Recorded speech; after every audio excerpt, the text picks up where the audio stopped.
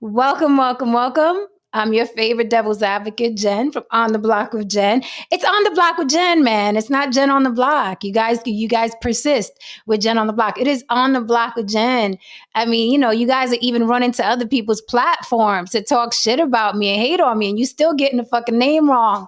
Motherfucker, if you want people to know who you hating on, get the name right. Get the name right. Okay? Is it that hard? That's like a fucking politician mudslinging another politician, and he's like, that guy in the blue suit. I don't. Who the fuck is it? So we know who not to trust. It's On the Block with Jen. It's not Jen on the Block. Jesus Christ, Lord Almighty. Anyhow, how are you guys? Tonight's topic is an interesting one. Is the modern woman the result of toxic masculinity? Okay. Specifically, are modern women the result of centuries of toxic masculinity? Yes, toxic masculinity has been around for centuries, since Adam and Eve, since the Bible. But let's take care of a little business first. If you want to support the show, by all means, hit the Cash App, which I love the best because YouTube doesn't take a chunk out of Cash App, okay? Straight cash. All right. Thank you so much for everyone who cash apps me when I'm not on. Okay. It's just the most adorable thing when I'm not even on and I get a little hit in my cash app because you appreciated a show, you caught a replay. I'm so glad that you guys are here with us all the time. Most of the time, you rock out with us, you participate in all that. Appreciate you, muchos. Okay. So thank you for that. So you guys know Cash App is for discretion. A lot of people don't like throwing super chats in the super chat because they don't want people in their business about where they spend their money. So that's why I don't shout you out, but I do thank you. I do sue you, and you get a heart. So you know I got it. Okay. But I'm discreet on Cash App. I don't blast anybody unless you want me to. Unless you email me, because some people have done that. Some people have Cash Apped me and emailed me to let me know, hey, I sent you X, Y, and Z. If you want me to blast your name, I will happily say you are a sponsor, honey. But, as far as Cash App goes, it's discreet. Unless you want to super chat me, you don't give balls who sees where your money goes, like many men. So, guys, let me bring up Lily so we can get into this conversation. All right. I know you guys love the word accountable. Let's hold some people accountable tonight. Yeah. Yeah. Uh-oh. Texting me. Okay. The always lovely and talented Lily from YB Limited. I hope you guys are following Lily, okay? Her name is on the screen every single night. You guys could jot the name down with a pen, follow on Facebook and follow on YouTube, all right? Doesn't really make sense if you're not supporting everybody on the show. So please do that for Mama, okay? It's probably the only times you will hear me say please attached to anything. Rest of the times you can fuck off. But please follow Lily from YB Limited. Hello, Mama. Hey, I've been trying to pull up my link for my page, and so I put it in the chat. By all means, I'll keep talking to him. Yeah, Throw some people have followed me from here though, so I really appreciate that. I meant to tell them that. Yay. Yes, and just like Yay. I'm a private person, like outside of this show, like this is the most I've ever put out about me and my life since my career started. Same. But I know people are private, so I don't ever shout them out unless they want me to as well. So like, yeah. But thank you. Yes. I'm trying to get some food up in here, but people Child, let me tell you something. Being bad to me.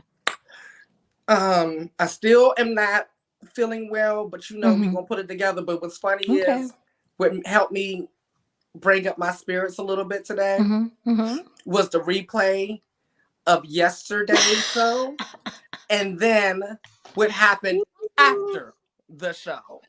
Oh Lord. What happened after the show, Lily? What happened? So we had Exhibit A on the show. Okay? We did. You guys got to catch yesterday's stream if you didn't, okay? Catch the end, the last like 20 minutes. Woo! And then Exhibit A became Exhibit B by going on to someone else's show, Star Report. And Shout out to Star. Shout out to Star from the Star Report. We love Star over here. We do. and tried to tattletale. He On did, though. you. Little He old did, though. you. Little old me, Lily, little me. But it was one thing they did that Other kind of than pissed me off. Other than get my name wrong? That's what pissed me off. If you're going to blast me, you need to get the name right. Okay? Please and thank you. It's so simple. It's so simple. So, yes, ladies and gentlemen, yes, someone got mad at me and went running to someone that I know, right? And tried to snitch me out like, you shouldn't hang with that Jen on the block girl. On that Jen on the block lady, trying to blast me. Here's the thing. Let me remind y'all something about cancel culture and why cancel culture is a myth. Okay, this is why. Because even if, okay, you're a little gossip queen and you run to someone else's platform to tell them, don't mess with her, don't hang out with her, don't stick with her, right? Even if you do. And if that person and a couple more people don't fuck with me, guess what? The people that fuck with me are gonna fuck with me no matter what. Right. And let me explain further. You have pedophiles that y'all support. Ooh, don't. And oh, too early in the show to get. Okay, all right. So we're gonna start shooting. Okay, go right ahead. I want to get it out the way, Lily. Mm-hmm. Yeah. You guys have, while you trying to get me quote unquote canceled or get people to not hang out with me, or and the thing is, you're talking to people that you don't know what kind of friendship or connection we have. That's another thing that's funny, right? But you guys let this cancel culture wave gas you into thinking you could just go on somebody's platform and say some shit, or they say some shit to you and you get them canceled. People will always fuck with me no matter what. Yep. Name good on the streets. Matter what, they're gonna fuck with me, right? And then the ones that don't, because you said something in their ear and they don't, guess what? There's still gonna be people that fuck with me. That is entertainment. That's life. That is why you all are still stepping in the name of love to the music of pedophiles. Uh-oh. Right? You still stepping in the name of love. You still bumping and grinding. You still see nothing wrong. Age ain't nothing but a number to pedophiles. You still watch films with men who commit sexual assault and lie and cheat. You still like athletes that beat their women bloody. Right? You see how life is? You see how life tried to cancel certain athletes and actors and singers or whatever. And then they get a little buzz for a little while, right? Promotion. And then everybody, promotion. And then everybody goes back to loving them. So before y'all run to other people's platforms like the little queens that y'all are, trying to snitch on me and tell people, don't support me and don't watch me, you have to understand that people always gonna fuck with me. No matter what. Name valid in these streets. Okay. Lily, I mean, they do, and it's like, you have to excuse the ignorance sometimes, because it's like people don't know us behind the scenes. They don't know what relations we have with people, friendships, connections. They just don't know what goes on behind the scenes, right? And you're talking to someone that from way back in the day, I've always had friendships like that, where people try to throw dirt on my name. My friends was like, well, why don't you tell me when she's here? Right? I've had people try to come in between me and my friends. We have to do a whole topic on that. Oh, yes. Okay. We do. Yes. I mean, I had someone one time who I was related to try to come in between me and my friend.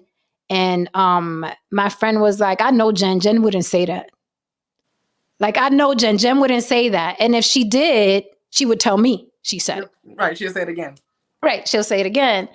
And this bitch, the one I'm related to, she literally looked at my friend and was like, oh, I thought we got rid of you. That was the goal. She tried to come in between me and my friend. And actually, that relative was 10 times more trifling than the friend that I had.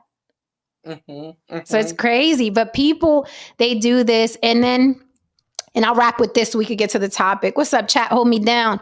I'll wrap with this. Here's what's most hilarious to me is that I called men last night, specific men, all kinds of bitches and feminine and all that.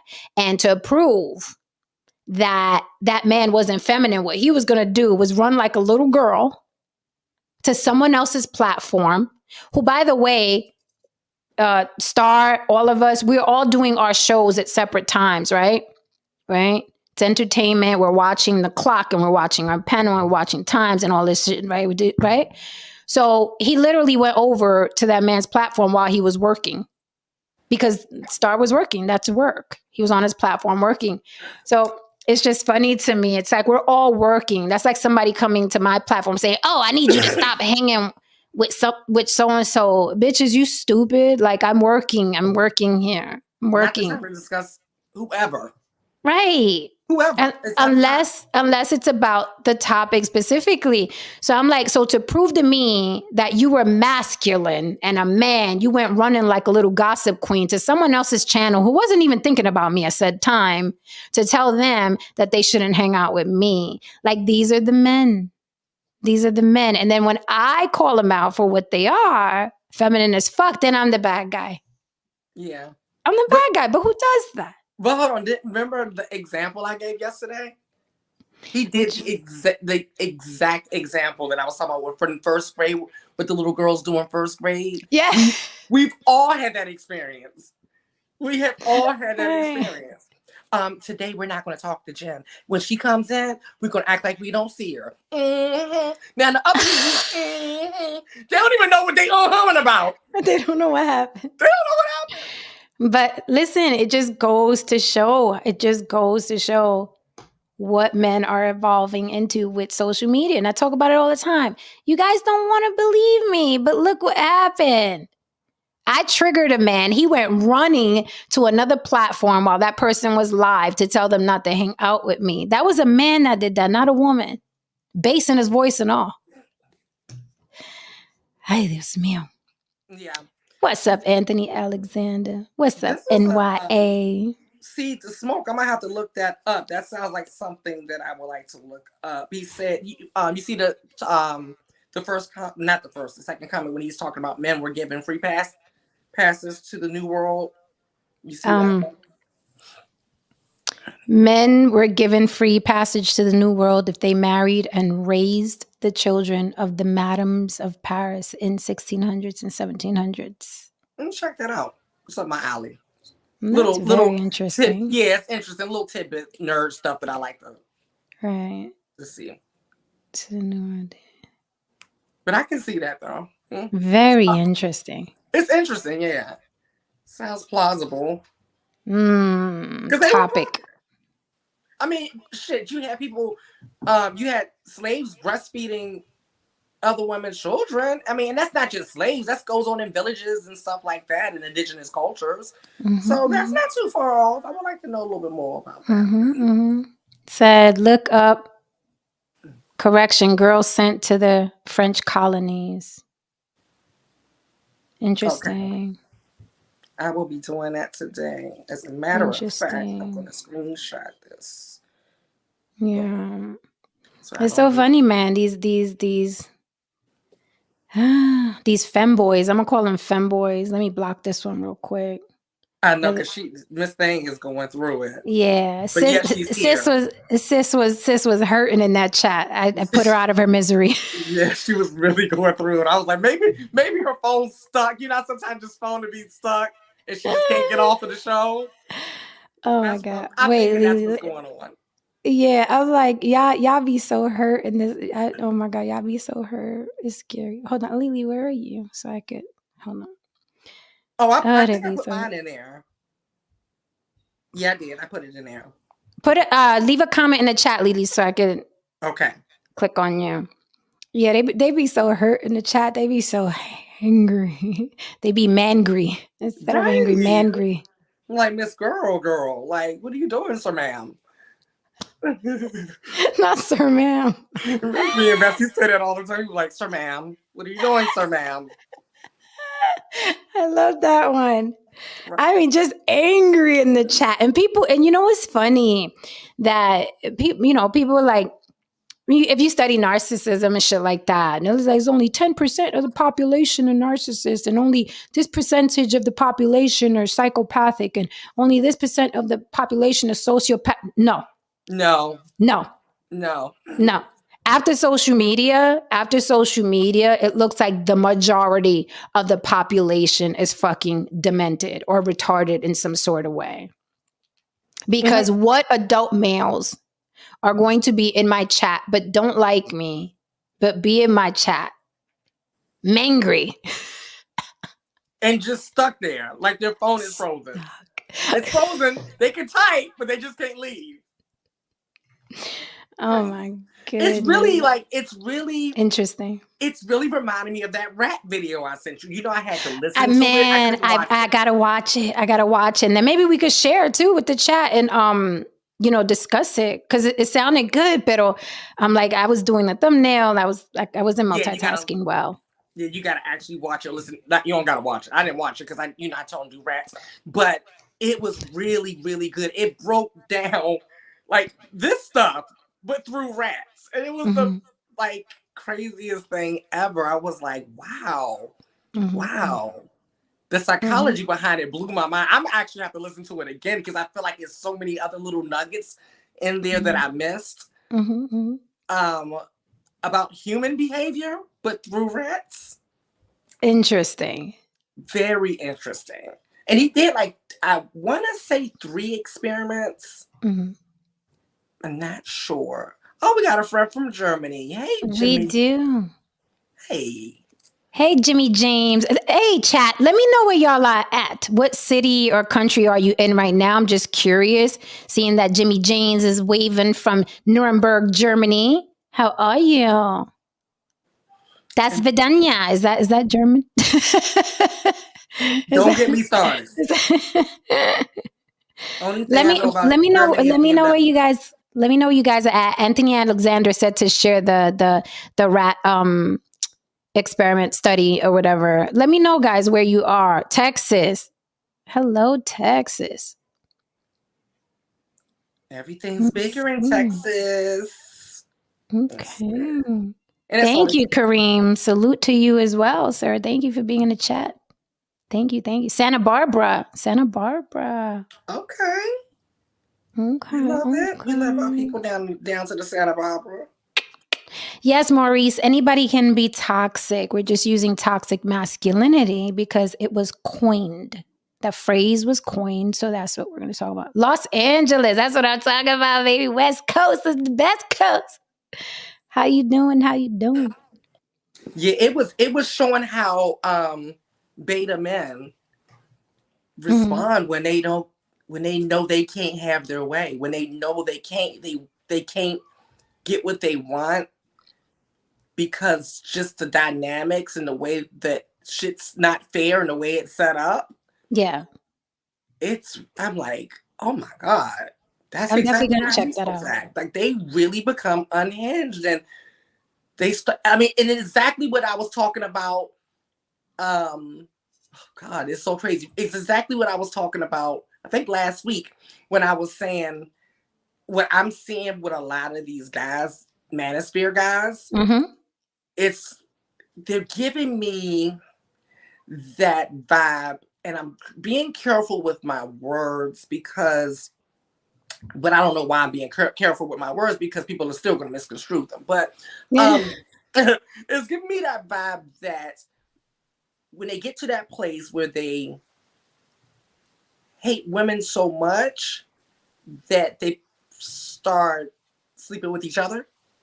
And that's exactly what happened with the rats. MGTOW. And then they started attacking the women. It's crazy. It's literally what's going on right now. No, Lily, we're going to watch and we're going to discuss. We got to do that topic. No, ma'am. We have to do that topic. Because I told you I was watching. I was listening in and out. They even started to SA the women. Wow. Stalking them. They were stalking them. Now, it's crazy. Like, I'm like, what is, like, this is insane. Like, yeah, it's insane. Is it the Mice Utopia experiment? Louis Cognier says the Mice Utopia. Okay. Mm-hmm. Is that I just put the link to it. What is that? Is that a Marine? Are you a Marine, sir? Louis Cognac? Are you a Marine? Are you a devil dog? Hello, No Saint. How are you? Hello. Hey, How No are Saint. you this Hello. evening? Where are you calling in from, No Saint? Work. Okay. Same place I'm out. Same town I live in. Not exactly. Louis Cognac says it's not beta men, it's gamma and omega men. Beta men play an important role. I mean, I might be getting that incorrect. I could be, because I don't even know if they use the word beta, but I do know that they use either alpha or dominant.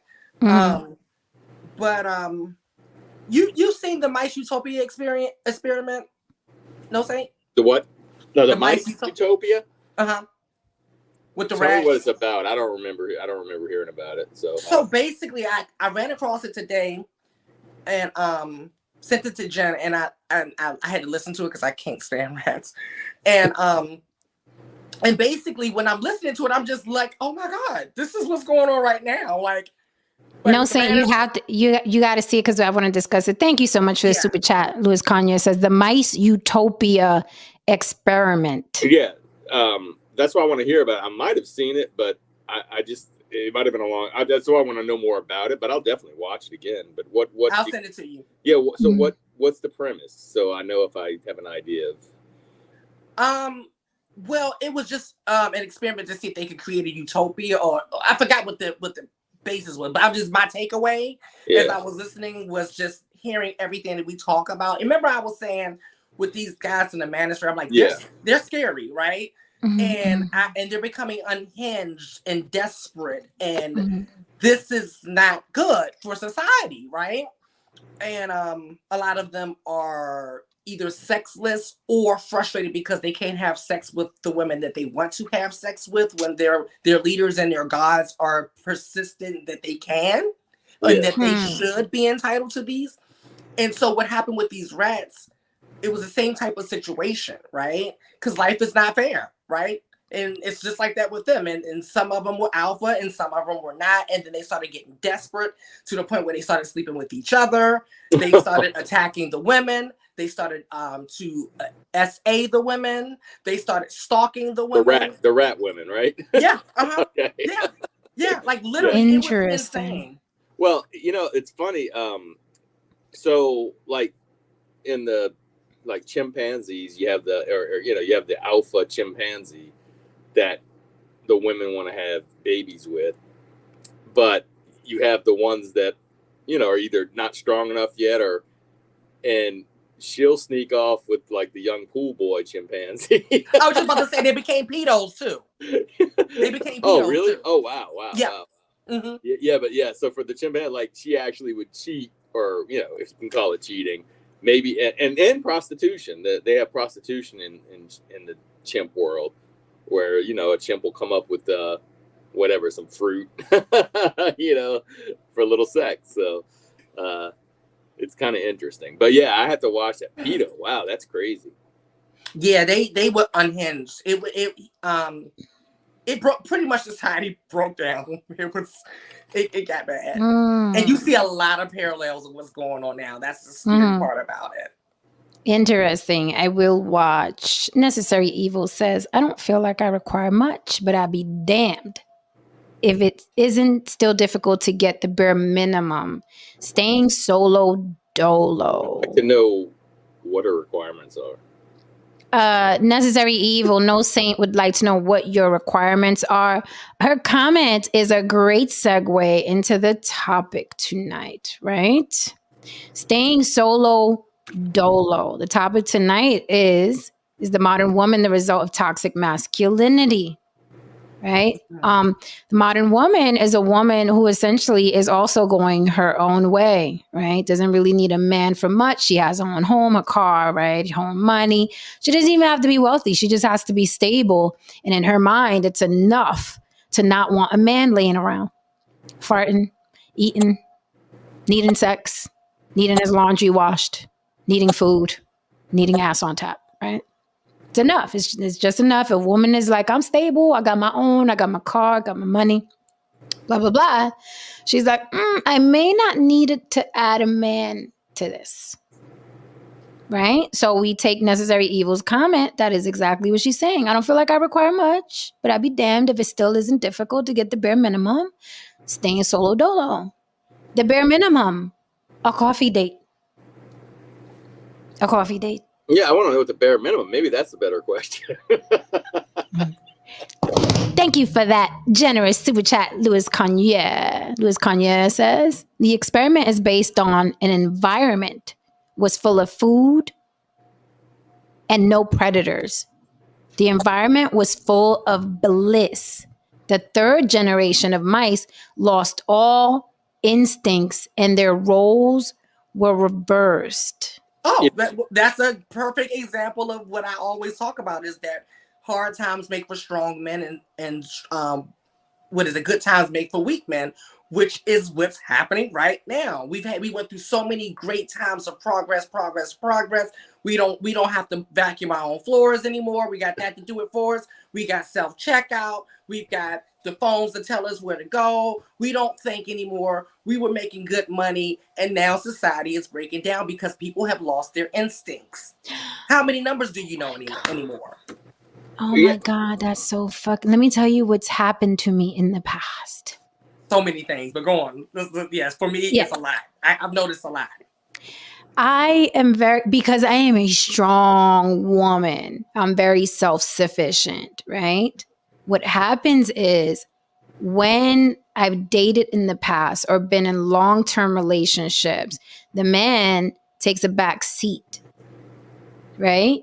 Not maliciously, not because he was a bum, because I've only had anyway, that's a different topic, but because they feel like, well, she got it. Yeah. She gonna be all right, right? And there's certain things I don't do, like I don't celebrate holidays. I don't do Valentine's Day. I don't do Christmas. So they're thinking, oh, she never needs a gift. No, that's not what that means. The opposite. Right. It's the opposite. Thank you. It is the opposite. No, I don't. But those days. Yes, I don't calendar celebrate. Like I don't need flowers and candy on Valentine's Day, but I like flowers and candy.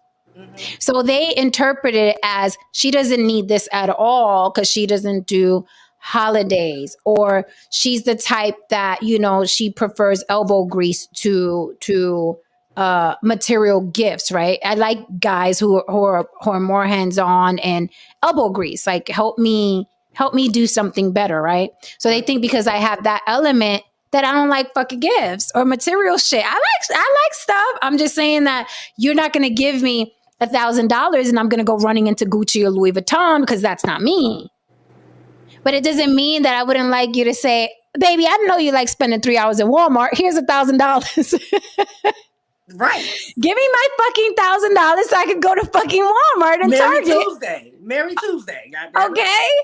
But they think in their mind, well, she doesn't need anything. She's low maintenance. And I'm like, no, motherfucker. I like shit. I'm a girl. But it goes back to this experiment.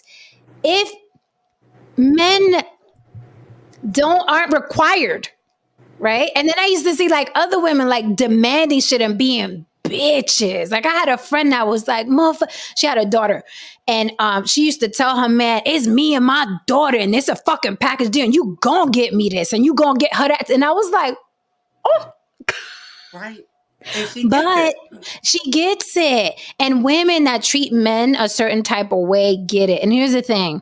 Men want to be treated really, really well and fluffy. But when you do, they're not as productive or useful as when you're nice. Very true.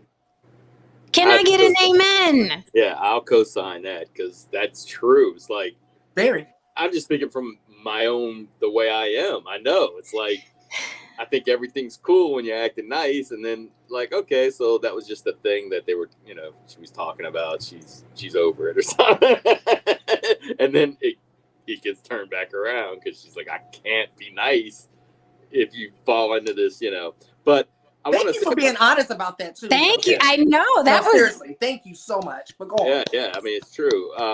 And as far as this mice, I think I did see that a long time ago. I watched it again, or I've heard about it. But yeah, it's kind of crazy because you're right. I've said many times, just in observation of where we're at today in society and where my grandparents were in society. I mean, and where more people are now living in the city.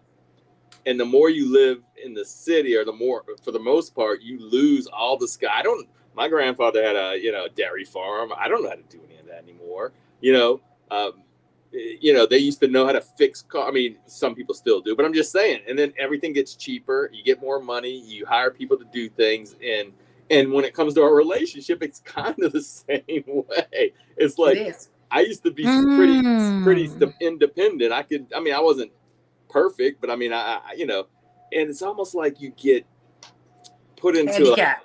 Yeah, it is. Because I have handicapped all of my exes. Check this out. You're sitting there and you like sit, and once in a while, it'll hit you like. Now it doesn't happen anymore. I mean, I'm just talking about like, but there was a time where it's like, I'm sitting here waiting for someone to do something, for her to do something for me, that I'm like, why am I waiting? I used to know how to do this. This isn't something I need to wait on. You know what I mean? It puts you into like an infantile state almost. Yeah, it's kind of crazy. But that is interesting. Rats aren't humans, but still in all, that it kind of rings true. Like, we've lost our way because we don't have you don't feel threatened. And what Jen says, it's like, and I think both of you were saying this, when it is easy, and I know Leela, you were saying this, when it is easy, you don't feel the pressure to perform. It's like unless you're one of there are a percentage of people, the top 2%, that will always want to have that drive to do the absolute best and to progress. But a lot of people in their jobs, as long as they're getting paid, okay, what time is it? It's 3:00. It's so funny.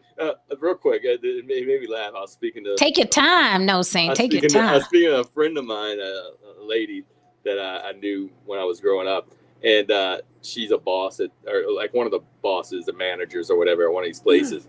And she would say, like, she would sit there, and all of a sudden this one employee coming back late, for lunch or break or whatever. And, oh my God, I just lost track of time. She said, oh, that's funny, because at 3:30 when it's time to go home, you never seem to lose track of time. Ooh, too funny. And I was like, that is funny, but it's so true. It's so true. It's like, so the top percentile of people that are always going to make it, are always going to thrive in this society. Mm-hmm. But there's a whole bunch of people that back in the day, if you had that pressure, they would do a lot better. Right. They just don't. Yeah, you know what I mean? They would. All right, so I'm gonna next time when I start dating, I'm gonna apply pressure. Yeah, I'm gonna apply pressure. I had to learn that because I noticed something that was consistent in all of my long-term relationships. Mm-hmm. Somewhere halfway in, mm-hmm. they became handicapped, and I've always had the same thought. I'm like, did he know how to put on his shoes before me? Like, how did he eat? Like, how did I mean, literally, I'm not being funny. Like, literally, I would be sitting around wondering, like, how did he survive? Like, it was like, what was he doing? Sitting in the corner waiting for a spouse to come? Like, what was, I don't know. And then I realized it's not him. It's me. Oh my God. Like, I created a monster. And what happens is when you try to change the rules in the middle of the game, you're going to be met with resistance. You're going to be met with resistance. And so, one of my mentors told me long time ago. Now, they told me this a long time ago before I even came to this other conclusion myself. The way you start is the way you're going to have to keep up. Like, don't start nothing that you can't keep up. So, when you feeling those fluffy butterflies in the beginning, and you want to give all the back rubs Monday through Saturday, and you want to cook, 5 amen, meals, and then you do all of these things, and you're like, but like deep down, that's not who you are to do it to that extreme, right? You do some great things, but not on that level. You're not Martha Stewart 24 hours a day. Come on. And then you level out to your regular. right? But even then, though, like I'm just saying, even then, when I leveled out to my regular, like my regular had. I'm just saying. So then that brings me to the next place. Right. Brings me to the next place. We listening. Like the work, right? The work that it requires. I just had this conversation with a neighbor, a younger neighbor, and it's so funny because they're kind of getting to this place like the work and the payoff, it's just not adding up. And so then that goes to a question, like for real, like are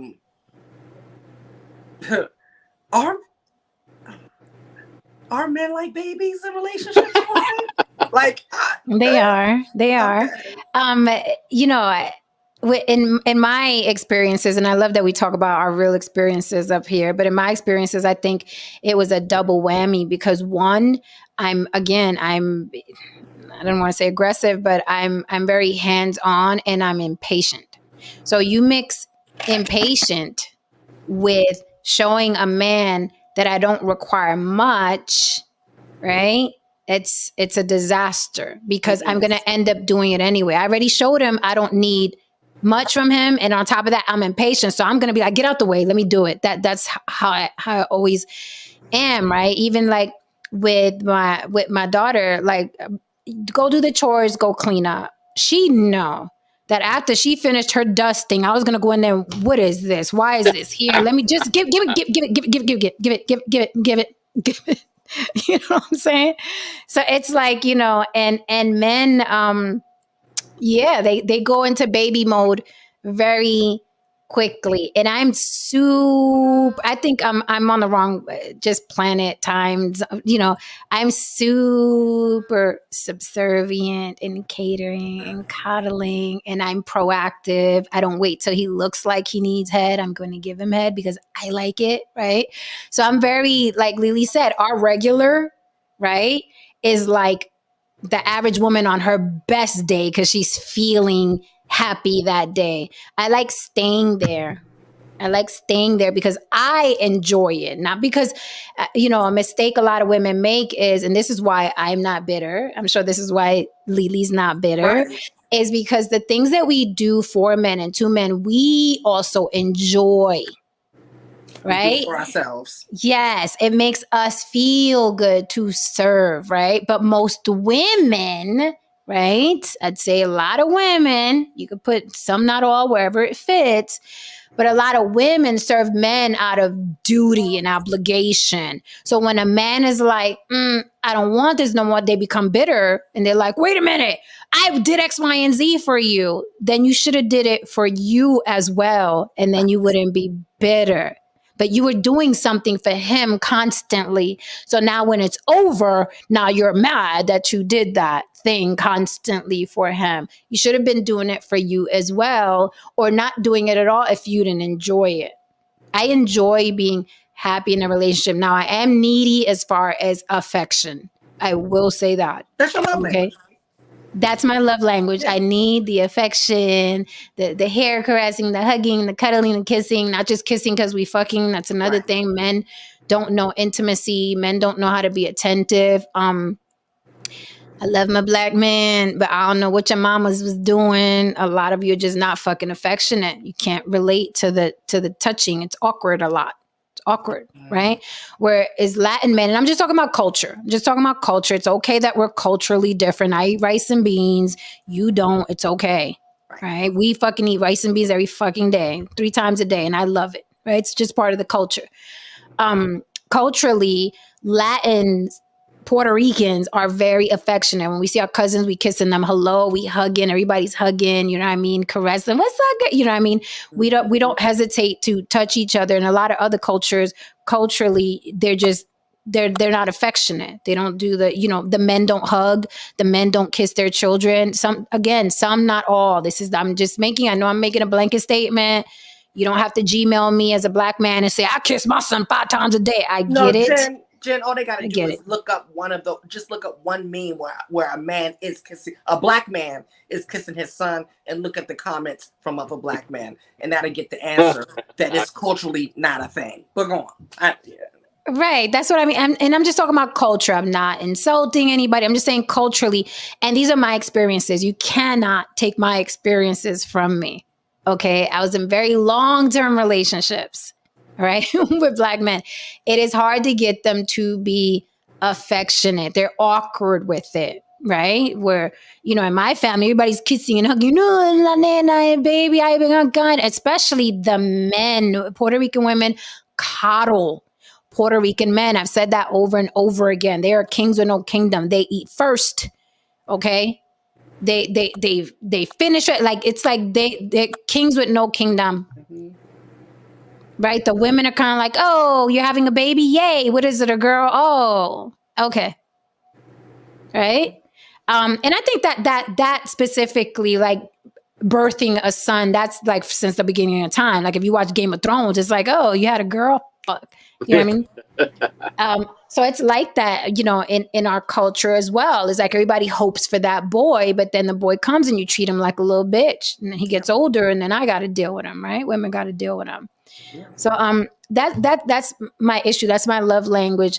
But I think, going back to, are we training people how to treat us? Yes, we are. And I don't like that. But I think the man doesn't exist, and I want too much, and I'll hold myself accountable.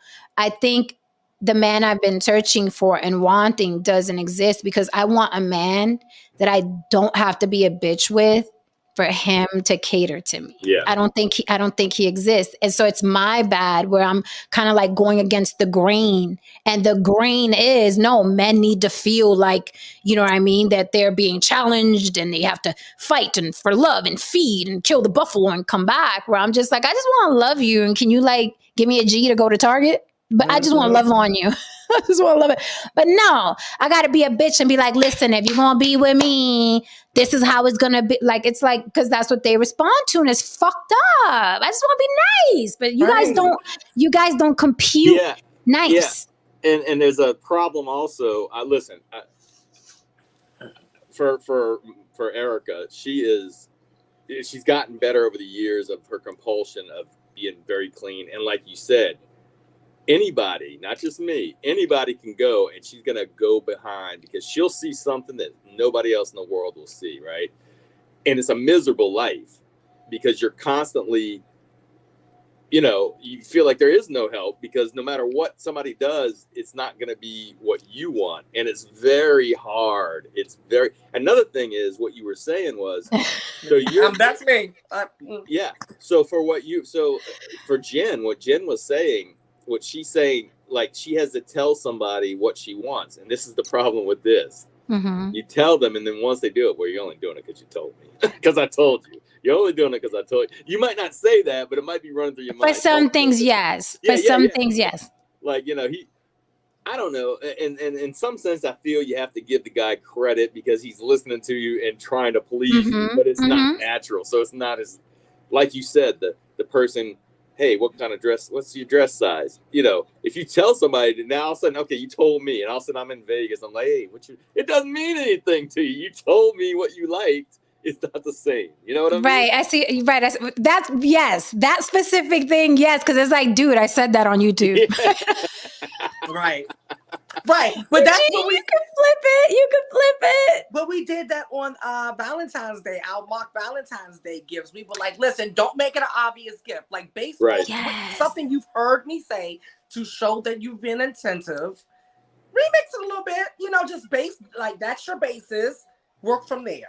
And that was a great exercise because some of us got it right and some of us got it wrong. That was a great exercise. We need to do that again one day. It was a great exercise because people are, you know what I mean? No, none of us are psychic. Men say that all the time. I'm not psychic, nor are we. No one's psychic. We're not saying that you have to be psychic. Pay attention every now and then.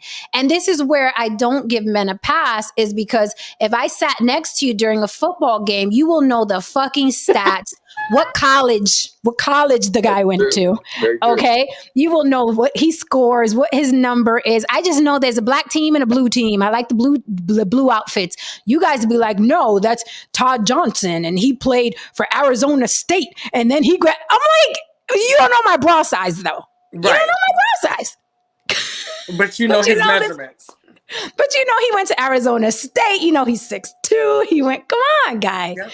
That's why I don't give the pass. I don't give the pass. Thank you for this super chat, Don Levon. Don Levon says, women that say, I don't need a man to do nothing for me is the mating call for Pookie and homosexuals, because they know that you will not ask them for shit or expect them to do shit. Okay, well, I've never uttered those words ever. I've never said that to a man. I don't need a man.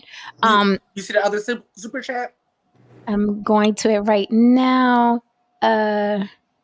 I never, again, y'all guys be assuming. I've never dated a thug. I've always been the thug in relationships. Right. I'm always the one that was gun-toting with the past and I'm the thug. I'm sorry, guys. I'm the thug. I was the one dating and I wasn't thinking of thugs. I've never dated a thug. I've always dated gangsters. That's two different things. Thugs, I never. You know. No thugs. I was the fucking thug. Thank you for the super chat, Don Levon. Don Levon says, women that say, sorry. Oops. Rewind.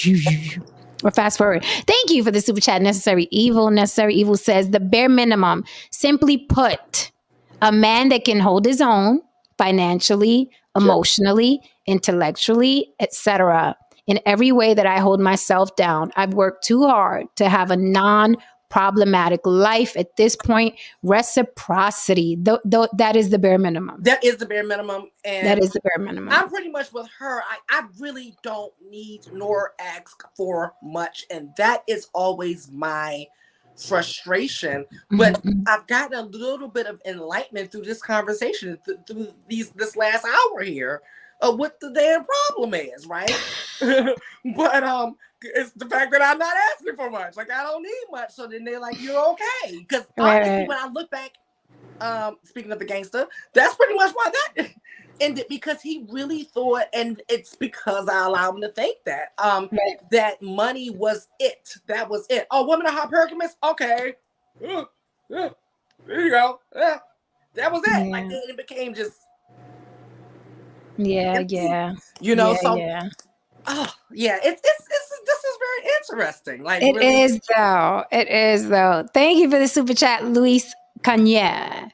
From a black-pilled man here, I've been in the manosphere since day one. You are seeing the fall of an empire. When automation hits the workforce, it will get worse. The most dangerous man is a sexless, unemployed man. I don't think he told any lies, actually. Jesus. Coming from a manosphere. Coming from a manosphere person, he didn't tell any lies. Because I keep saying that we're literally sitting in and witnessing and living through the fall of an empire. Yeah, I mean, all empires fall. It's just that we happen to be alive to it. I don't think it's like, I don't know. It's kind of hard to predict how when you say fall of an empire, I mean, a lot of people like thinking like, Rome, even though the other part of the Roman Empire lasted another 1,000 years, the Eastern Roman Empire, it went into like the Dark Ages, and everybody think, I don't think that's going to happen. Now, if you're talking about fall of an empire, as in you're not world dominant as far as you can't project power, I mean, that is bound to happen. I mean, like, it happened to Britain, but it's kind of hard to tell like how exactly, because you say automation, there's always other jobs. It's one job makes another job. You know what I mean? So I don't know. I mean, it'd be interesting. I don't say he's wrong. I'm just like, I've been following this very closely. Yeah. And a lot of my predictions, based off of what I've been following and based off of history, especially now, it's not looking good. Yeah. Financially, socially, Even our food and air and water is a fucking mess. Like, you know, like we're being poisoned daily. Yeah, well, I would say this: it's more of the collapse of a species. Yes. Possible extinction. Yes, that's different. A fall. I mean, but I feel like the empire's first. The empire's going to go first. Well, that'll happen because because the species is not. But no, the species is going next. But the empire's going first, and then the species is going next. Yeah, that's pretty. But you know, but other civilizations have collapsed. So this won't be the first time for that either. But like I say, I'm not sure if it'll be a collapse like you see on TV, or it'll be more like Russia, when the Soviet Union broke apart, and you have like New York and the eastern states form their own country, California's separate country, Texas is separate, you know, that kind of stuff could definitely happen. That's a possibility. Yeah. Best case scenario. Yeah. Thank you for the super chat, Carlos Toscano. Gracias. No, I'm not at 34D, nowhere near. I'm 34B. I just keep a nice collection of industrial bras that make me look like a C. But no, I'm a B. I'm a little B. I'm a little cute little B. Yes. Yeah, this is so freaking interesting. I had no idea I'd be enlightened this much tonight. Me too, because I thought we was just gonna talk our shit. Right, I'm going down the list. Like, oh my Don God. Levon said he's right. He said, wait, I'm right here. He's affectionate. He listens very well. He takes notes. One of my female friends says I'm more affectionate to her than her man. See, but if you was my man, that bitch, okay, wouldn't be getting no affection from you. See how this works? Because she wouldn't be alive. Okay, thank you. This is how men get cut. She talking about, oh girl, Don is so sweet, and isn't he affectionate? I'm gonna be like, bitch, what? The fuck you mean? Go up from around me. So the topic, shit. Man, this is good. Great conversation here. Is the modern woman the result of toxic masculinity? So let's get into that. Centuries we've had, quote unquote, toxic masculinity. You guys could argue in the chat about what that means, okay? Toxic masculinity, right? Women being basically treated like second-class citizens, or not even human sometimes at all, being used as masturbation tools and just wombs to bring children forth to take over the family names and empires since the beginning of time. If you're religious and you're into the whole Adam and Eve story, you know what I mean? Eve was blamed for the downfall of all humanity and society. So even in the Bible, women are just these wretched things that just, you know what I mean, seduce their succubuses, and they just come with those evil vaginas and ruin empires and worlds, right? And that has been the vibe of men versus women since the beginning of time. Now, everything evolves. And I mean, everything evolves eventually. If it's going one way, eventually it would evolve, especially humans, because we're the thinking animal. We're constantly thinking, right? So I just want to ask, what on earth made men think that there would never be a time where women said, no, I'm not doing this anymore? Like, it seems, and I think that's why there's such an uproar about this quote unquote modern woman. Where did this evil ogre, this witch, right? Where did this witch come from? This modern woman, how dare she, right?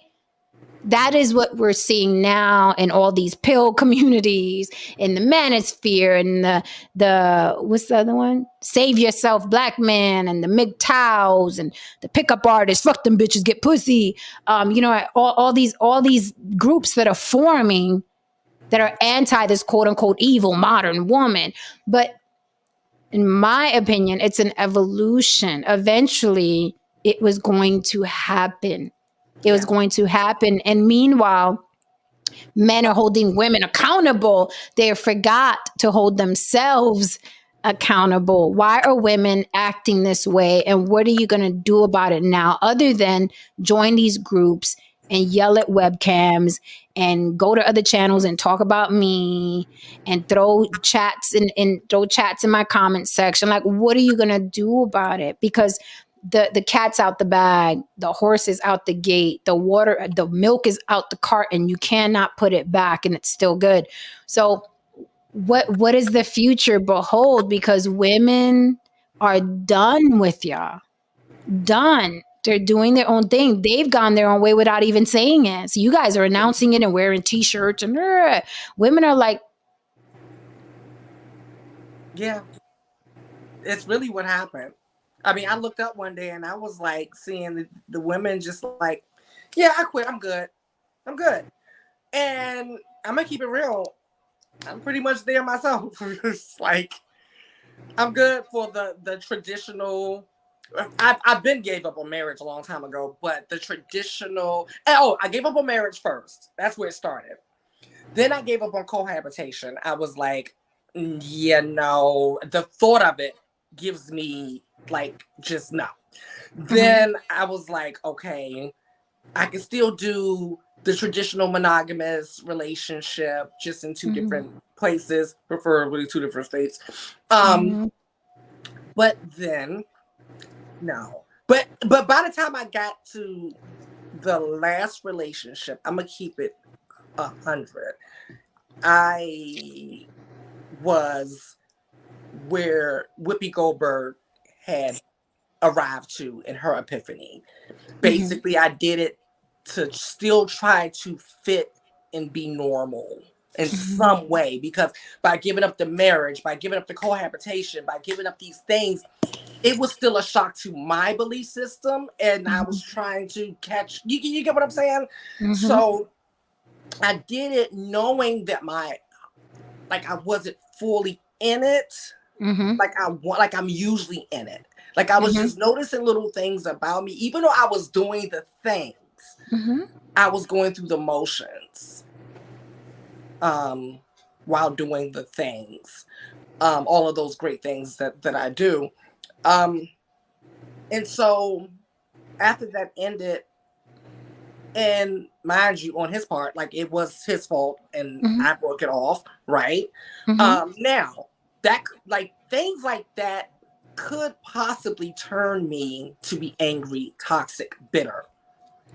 I'm not, just because of where I'm at in my life, and I started to do a lot of different things, work and stuff like that on myself.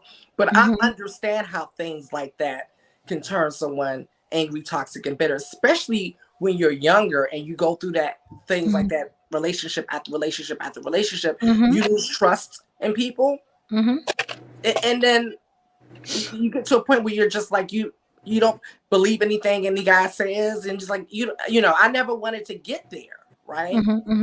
And I never allowed myself to really go there, but I'm like that with all people. Like, you know, you're going to meet the representative at first, and then slowly the real person is going to come out. So, you know, it's like that. But I'm at a place where I'm just like, I'm good. I just hopped out the pool. You all can have it. You know, have fun. I wish you all the best of luck. I hope everyone finds what they're looking for. I'm good. I think I have plenty of options. I have plenty of options. I get a lot of love in many directions. I'm good. Thank you. Get them likes up for me. Thank you, Sarah C. Get them likes up for me. Wow. Sarah said, shit. The men who demonize modern women are no different from the Confederate soldiers of the South. OG Proficial says, I'm trying to be like ASAP Rocky or Offset or A&E with Cher. Well, I hope you're attractive, because if I'm worth $1 billion, okay, you better be attractive. That's all I'm saying. And that's the other part. The women that I know in the industry, like the A-listers who are, you know, like they always want to warn us that, you know, they always send us that warning message from the manosphere that we're going to be lonely and single. Let me tell you something about the women that I know. And these are A-listers. You know them too. When they get to a certain age and a certain level, it's like, y'all done figured it out before us, right? They get to a certain age and a certain level and a certain income bracket. They flip that thing around. Baby, come over. do what you got to do. You know, I'm gonna give you a little piece of pocket change on your way out, because you won't be spending the night unless you know I'm feeling in the mood. You know, I mean, I'm not saying that's me, but I'm just saying that's what I noticed with like a lot of women of certain means and certain income bracket and a certain amount of success are just like, I don't want to be bothered. Like, just come on. Listen, women working at McDonald's are feeling like that, Lily. Right. Women working a shift at McDonald's don't want to come home to a man that they have to take care of. That's just it. I don't, you know, I have this issue with people not dealing with what is, not what they want it to be, but what is. Don Levon said, AI is going to put a huge dent in the way we interact in today's society. Men are growing more sexless and dangerous than ever. And this is why I say that is the one thing that modern women are lacking, is that they are being self-sufficient and independent and don't really need a man or whatever, however you want to say it. But they also need to be able to protect themselves and take a motherfucker's head clear off his neck as well. If you're going into this new phase where it's like, okay, you're more independent, you're going to be alone, you're going to be dating, you have to also prepare to defend yourself. Make sure you work out, make sure you eat well, make sure you get sleep, make sure you get armed, make sure you get insured, okay? Make sure you have a gun license, make sure you train. A lot of women do like the white women in the movies. They just have that one gun in their nightstand and they don't know. You have to go to the fucking range. You have to go to the range, okay? You got to get your upgrades. You got to shoot different weapons. You have to be, you know, don't just have that one little box of ammo in your closet that you got to be reaching for if somebody walks into your house. Be ready to take a man's head clear off his neck. All else fails, get a shotgun. There you go. But there you go. I will say to Don Levon's point, the one thing I can see possibly happening, talking about sexless men.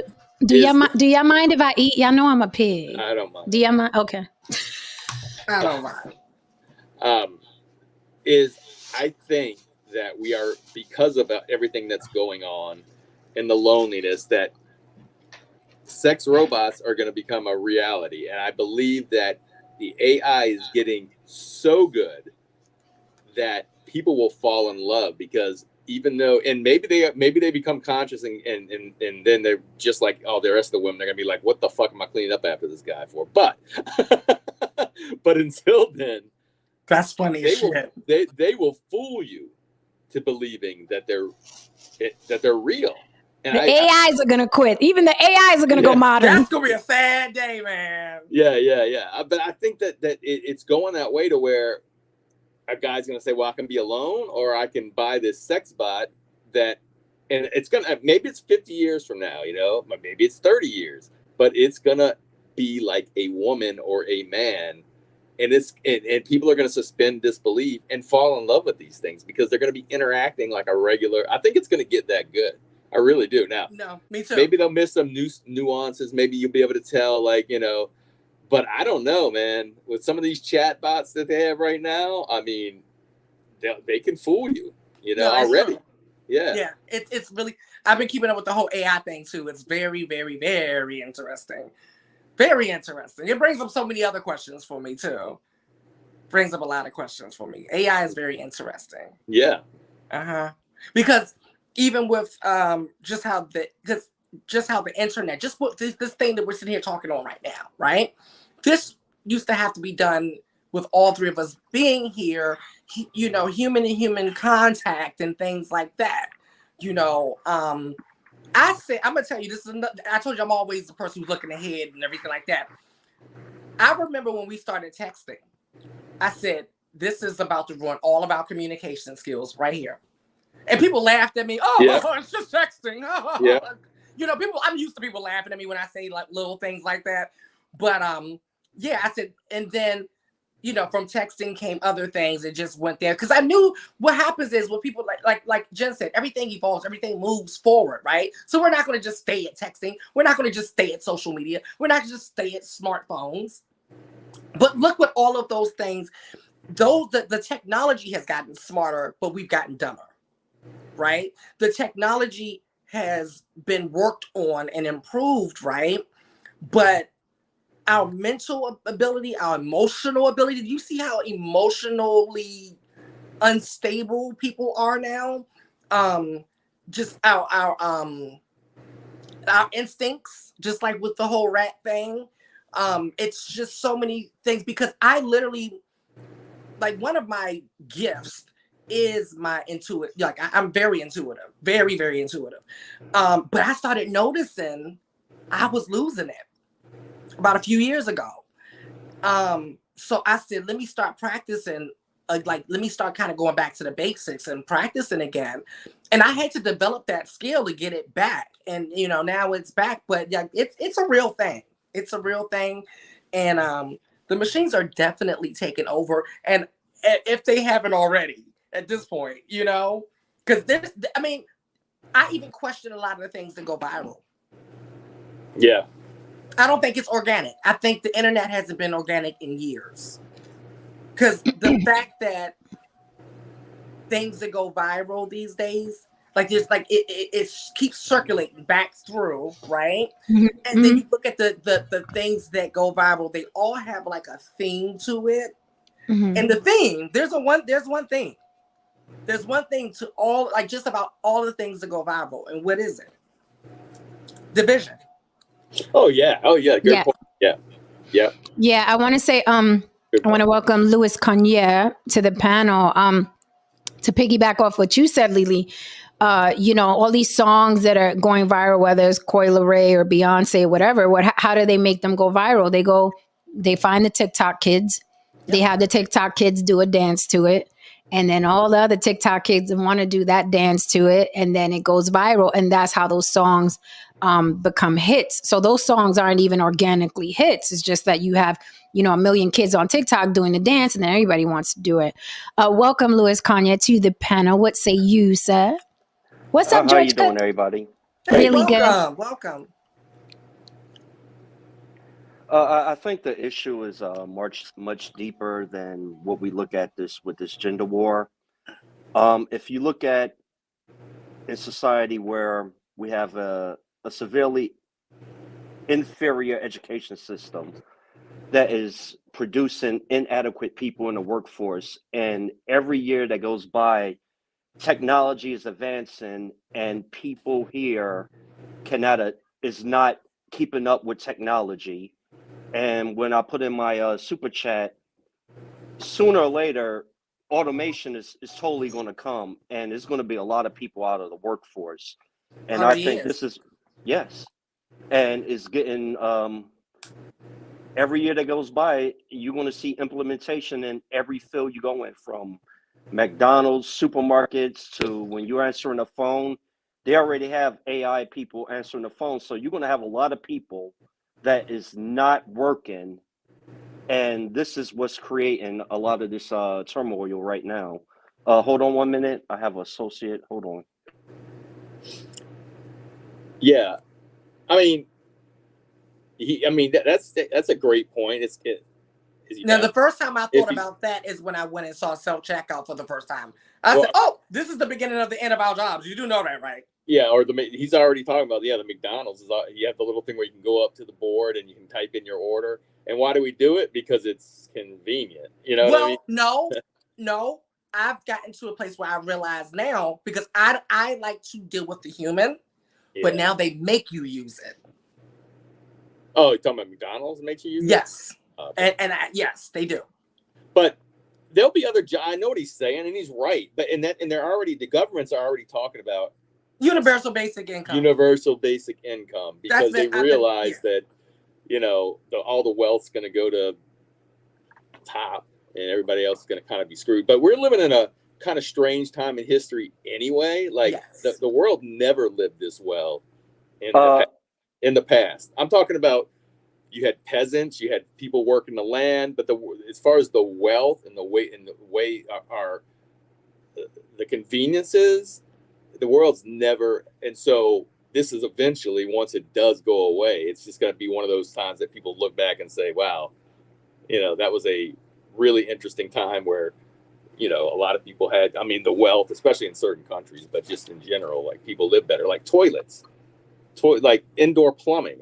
Like, not that long ago, people didn't have indoor. I'm talking about, like, in the last 100 years, it was rare that you had a toilet inside your house. You know what I Yeah, mean? but it was proven that they had all of that way back. So we can't say, like, maybe in modern times. Yeah. Yes. What are you Yeah, talking now about? times, yes, Rome? for You're talking sure, about for in sure. Rome when they had like a toilet or something like that? Yeah, it's been other civilizations. I mean, Yeah, we're like the fifth civilization that's made it through, and we're towards the end of that too. But yeah, they've had all those things, and then some. You know, our technology still hasn't caught up to them.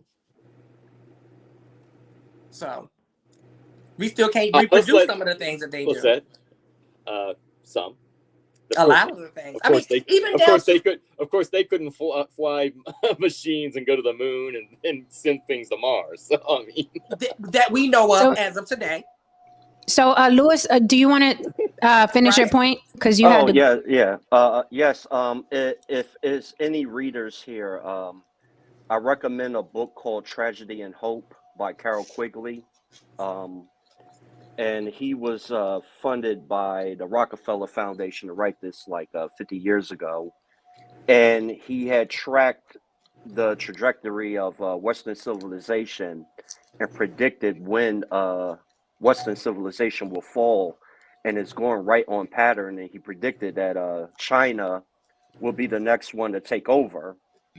And if you study all empires, Rome, Greece, everybody have their period, and it correlates to towards the breakdown of civilization, with the breakdown of the family structure, and with and the rodent utopia experiment is just like, if you read the experiment and study how civilizations rise and fall, it predicts how humans interact when it's like the correlation of it's like Rocky. When Rocky Balboa was an up and coming boxer, he was hungry, but when he was champion, he got fat and happy, and he lost his drive and became weak. And we're that proverbial boxer that's the champion that been on top, and we lost our killer instinct. So that's what you're seeing. That's like, and no, go ahead. I'm sorry. No, go ahead. Go ahead. No, I was saying it was just reminiscent of, like I always say, once comedians get rich, they not funny anymore.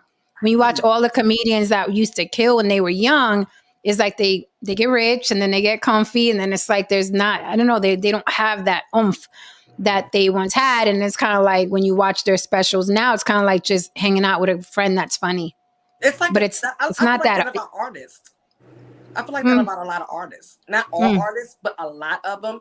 Hence why I don't follow any celebrities, like major celebrities. I follow all unknown people because they inspire me, because they're hungry, right? They're very hungry, and it's all in their art. I see it as a true artist myself that like loves art of all kinds. Like, so let me acknowledge this this comment, because it was supposed to be attached to a super chat, but then it wasn't. Carlos Toscano says, I don't know if my first message was sent, but I'll just follow up with what I was trying to say about loneliness. Everyone is lonely to a certain extent, even if you have all the things. That is true. I do want to ask a question of the chat in the panel. Like, there's a lot, I think, paranoia attached to the machines are going to take over and no one's going to have a job because everything is going to be, tech and kiosk and things like that. But is that realistic? Aren't there, like, even with these machines, you need humans to develop and build and fix, and still, I mean, can you send a machine to plant seeds? But here's the thing. But here's the thing, Jim, with that. Yes, when technology, but if you think about it, like I work in New Jersey, and I'm a product of the Newark education school system. When I graduated high school, the state took over the year following. And where I'm at, the majority of the high-paying jobs in the technology is Indians, Asians, and white males. Let's be for real.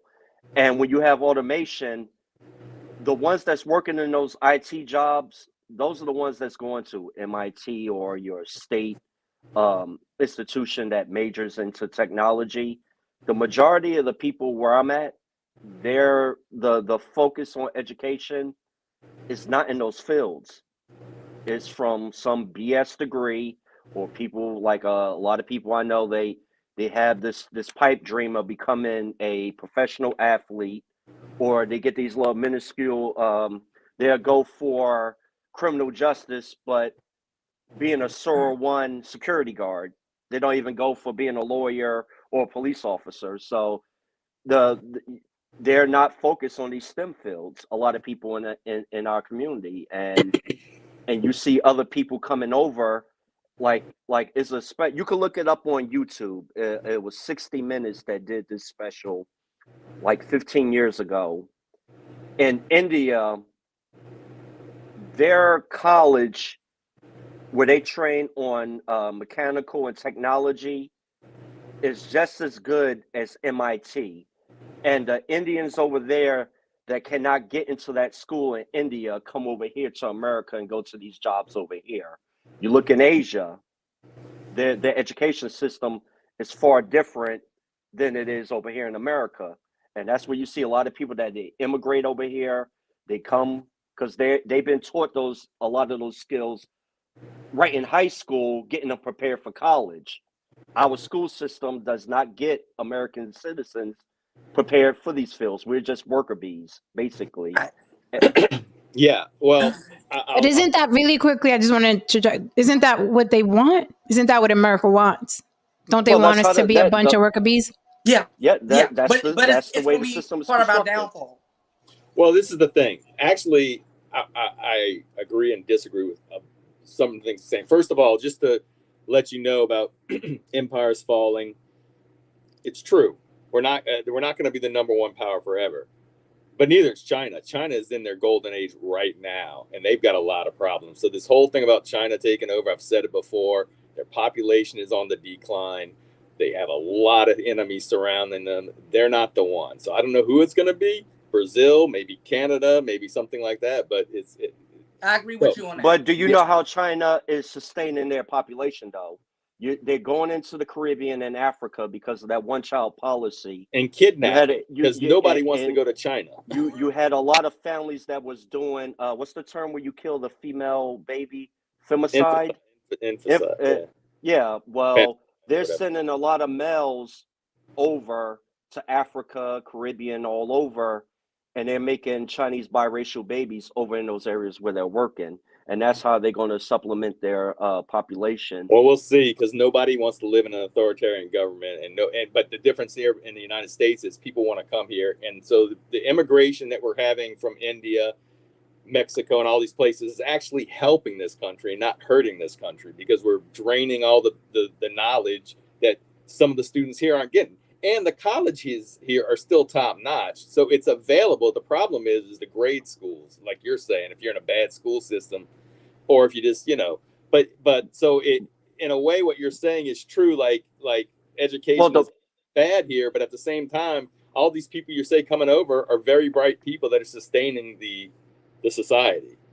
Well, with the comment about authoritarianism, the American government as it's structured is very unique and technically the first of its kind. If you look at history, people grew up in some type of authoritarian regime throughout history, either if it was by the monarchy or some rulership. And if you grew up in that, and that's what you're used to, that's what, the individual is used to. But what I am fearing is this, where we're seeing in the past week with all these banks falling, and this generation, what we're living in, like my father grew up during the Depression.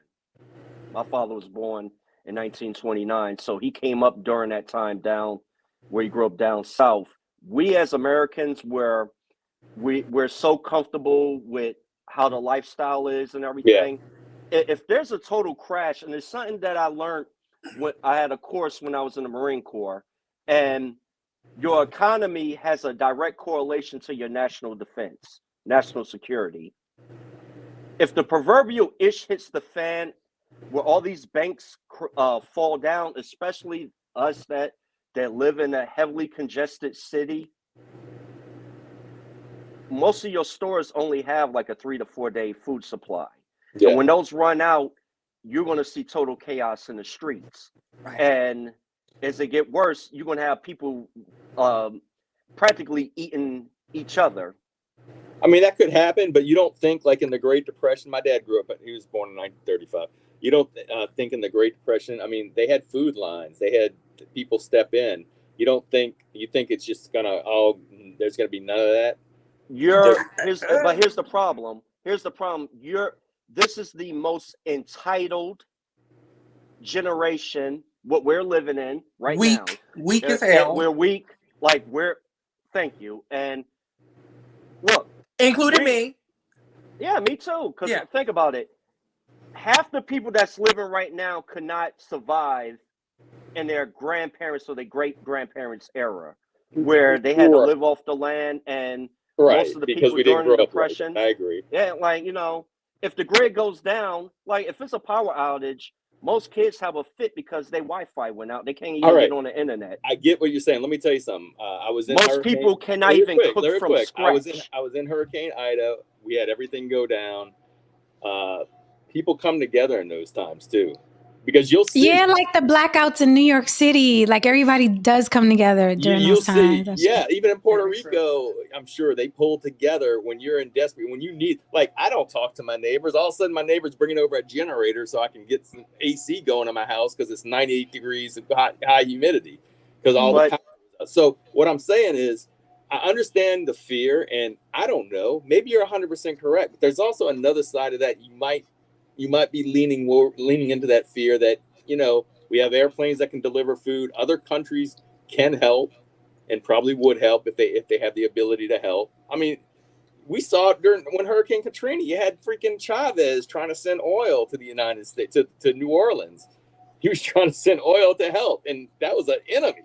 You know, that was somebody the United States was putting the you know, the what for, giving them the what for or whatever. It still are. So that's all I'm saying. I understand what you're saying, and it's all valid, and it's all but it is kind of, you know, speculation. So let me ask. Sorry. No, it's okay, Luis. Go ahead. The problem is that the problem is going to come from the people that's ill prepared. One, the ones that's constantly caught up in their social media and their vanity, that does not have the skills, that know how to cook or survive.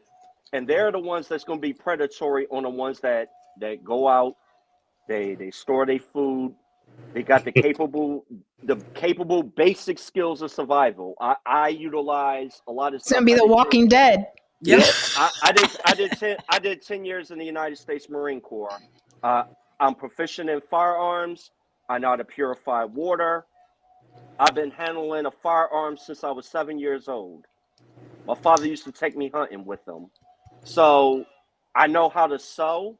I have a son. Although I'm in the manosphere, I'm black pill. I have a child. He knows how to cook. He knows how to sew. We have 3 sewing machines in the house. I'm getting him prepared to be as self-sufficient as possible. And yes, I allow him to do a lot of stuff with the kids, but right now he's boxing, he's doing things that to get himself prepared as a man. And I know a lot of us in the manosphere, we have a bad name here on the YouTube streets, but those are a bunch of red pill raging morons that give us a bad name. So let me ask a question. I want to validate what Luis is saying, and this is why, right? We were nowhere near anything that insane during the pandemic and the quarantine. Sorry to interrupt, Jen. Sorry. I'm going to have to go out because I have to do something. I was on my lunch break, but I'll be listening on the phone, all right? Thank you. Thank you for joining us. So I wanted to say, like, we were nowhere near anything that bad. People died more from fucking, what is it, obesity or heart disease annually, right? And COVID hit, and people were dying. People I knew personally died. But they were in the supermarket rolling around on the ground for toilet paper. I know, that's so dumb. Okay. You couldn't go to the supermarket and find milk, bread, or water. Okay, people were fighting. There had to be signs put up, 2 gallons per person, right? And it was hard to get ammo, almost impossible. You needed a hookup, a connection at the gun store. Like, yo, what's up, John? You needed a hookup. You couldn't fucking get ammo. The lines to buy guns were around the fucking corner during that quarantine. That literally happened. That's not a myth. That is what happened. Fucking line to get guns and ammo, right? So how can we say if that thing caused all of that, then how can we say it's unrealistic that everybody is going to fucking snap should we have the grid shut down? And also, I'm just asking for shits and giggles, for everyone saying, well, it's going to get worse, men are going to get more violent, there's not going to be any jobs, we may get shut down, we're going to be starving in the streets. Where do you see us ending up, and who do you think more than likely is going to survive that or do well during that? That's a really good question, Jen, because I go through that same question in my head, because the writing's on the wall. It's just on the wall. I hate to be that way because I'm really an optimistic person any other time. But if someone it was Dwayne that said this, and I was about to say this, that whole quarantine, that pandemic, that was a run through. That was a test run to see how subservient we would be and all that other stuff. Like people who follow this stuff, we knew that was coming, but no one wanted to hear it, so we shut up and wondered about our life. But the same way, and I sent you about the next one too, Jen, but how that's supposed to, But that was just a light run through, and like you said, to see how people acted with that light run through. Now, because our society has, going back to what I said earlier, everything that's been pumped our way is through division. We've been divided, we've been fractured so much that, yes, okay, let's just assume, because I want to be what saying I really do. Like I'm appreciating the atheist angel advocate tonight. I really am, because I really, like, every part of my being, my heart and my soul wants to believe that. The only thing is that I feel like that's best case scenario, short term, very short term, in what seems to be coming down the pipe at this moment, right? I mean, I looked this morning with the banks, because if y'all thought that was the only bank, yeah. There's like 34 more right now that are in jeopardy. And that's just the beginning of the ripple effect. But I'm not even going to say that diatribe, but that was all done on purpose. So what I'm saying is there's a lot coming down the pipe. And so I try to find who is going to survive and how is this going to work, right? And, the best thing you can do is prep as much as you can, like generators, food. I've started buying all the water up and the canned goods and the beans and rice and all of that stuff. I've started doing those things. I'm going to Don's house. I keep telling them that. Well, I'm taking all this down to Don's house. I'm going to Don Levon's house. That's it. He can gut a pig. Right. I'm there. Yeah. We going down to Don's house. He can sew us clothes from like leaves and shit. I'm there. I'm so there. I like what Dwayne Rhodes said, because this sounds realistic, honestly. Tight-knit communities, old school country folk, moonshiners. They'll be the ones that survive. They are going to be the ones that survive. Yeah. Well, because there are people who survive other civilization breakdowns. I don't know who and how, but they survive. Yeah. I mean, the people let me tell you, the people in the best position to survive are the people that we think are so primitive, and it's the people that live in like the jungles and in Amazon that won't even know what's happening out there. They'll survive. Yes, because they've survived all the other ones. Yeah. But like the thing, I don't have a problem if you want to prep.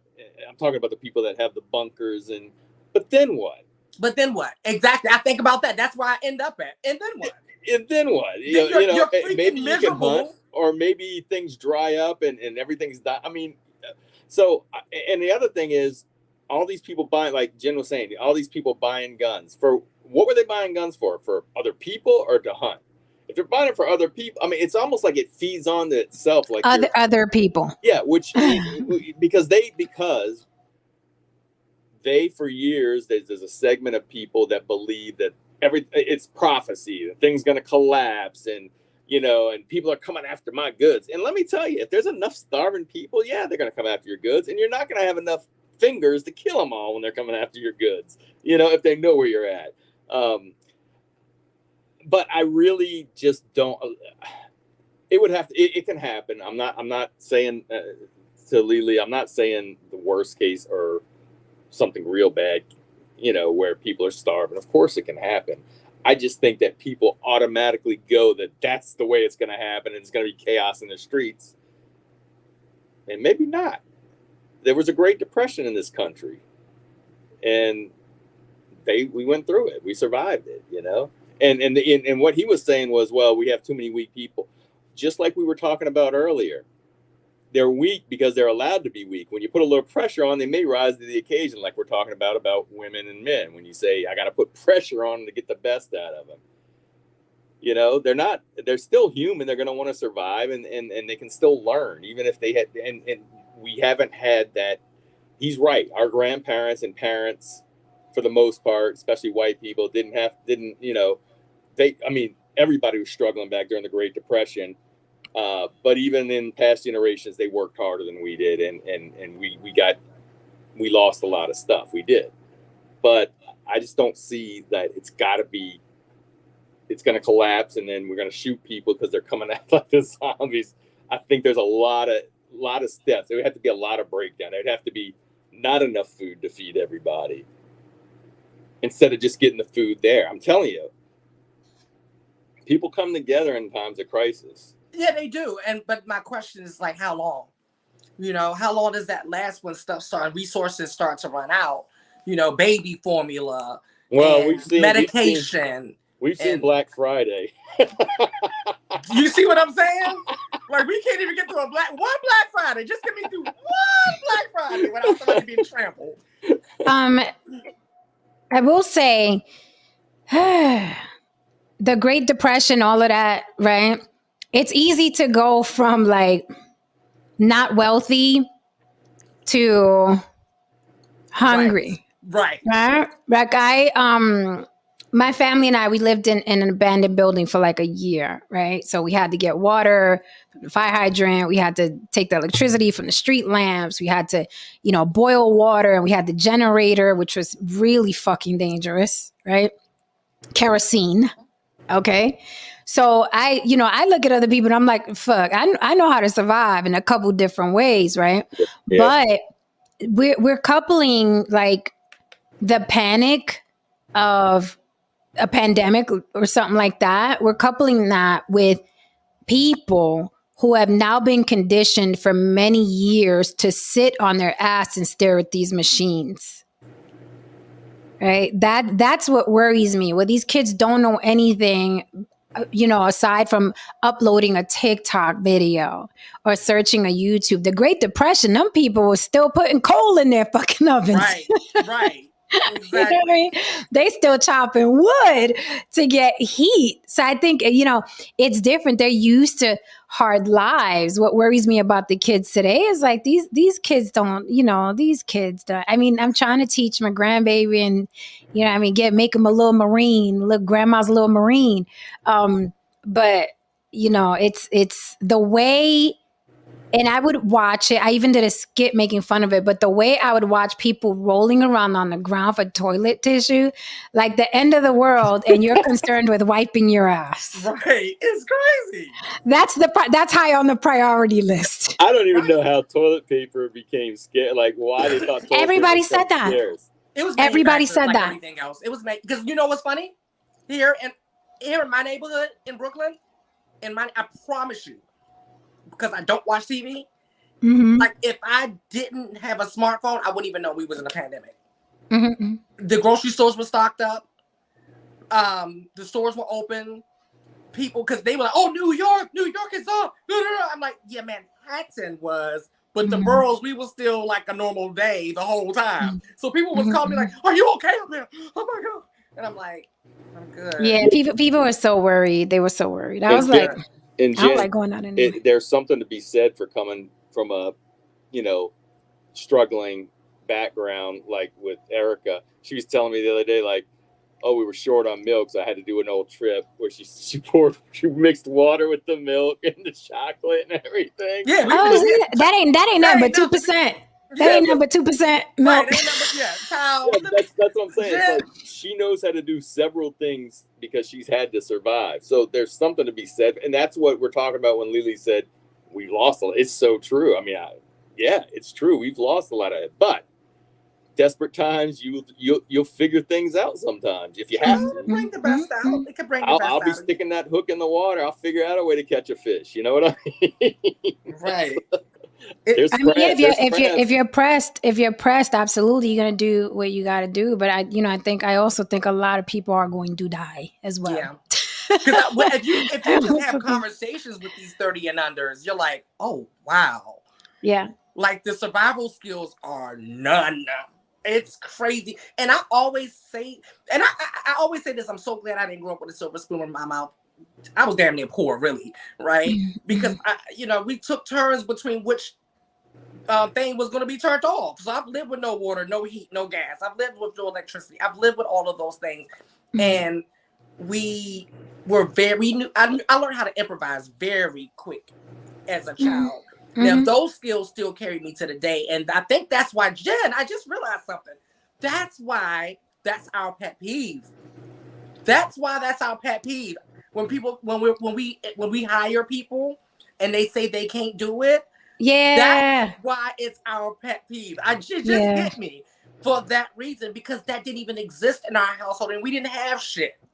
I mean, listen, I'm in New York City living I'm out in the country washing clothes in buckets, and you're getting on Dan and boiling the water, and you're getting electricity from the street lamp, and it's like dodging the rats when you come in the building because there's no electricity in the building, and it's hot as fuck, and we ain't got no AC. Oof.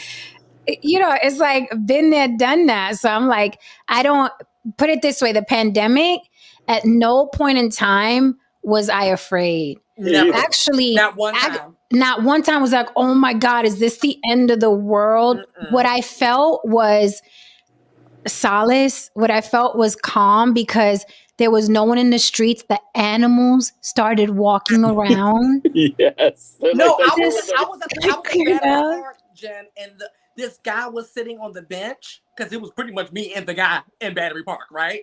The squirrel, he was feeding the squirrel, and the squirrels came up and sat on his lap. I was like, what the hell? Like, it was, yeah. And it just confirmed to me. It confirmed to me that freaking monologue I'm obsessed with from The Matrix. Human beings are a fucking virus. Yeah. You're a virus to the planet. And as soon as you couldn't come outside, the animals was chilling. Like, the sky cleared up. There was no smog in LA for the past 100 years. There was no smog anymore.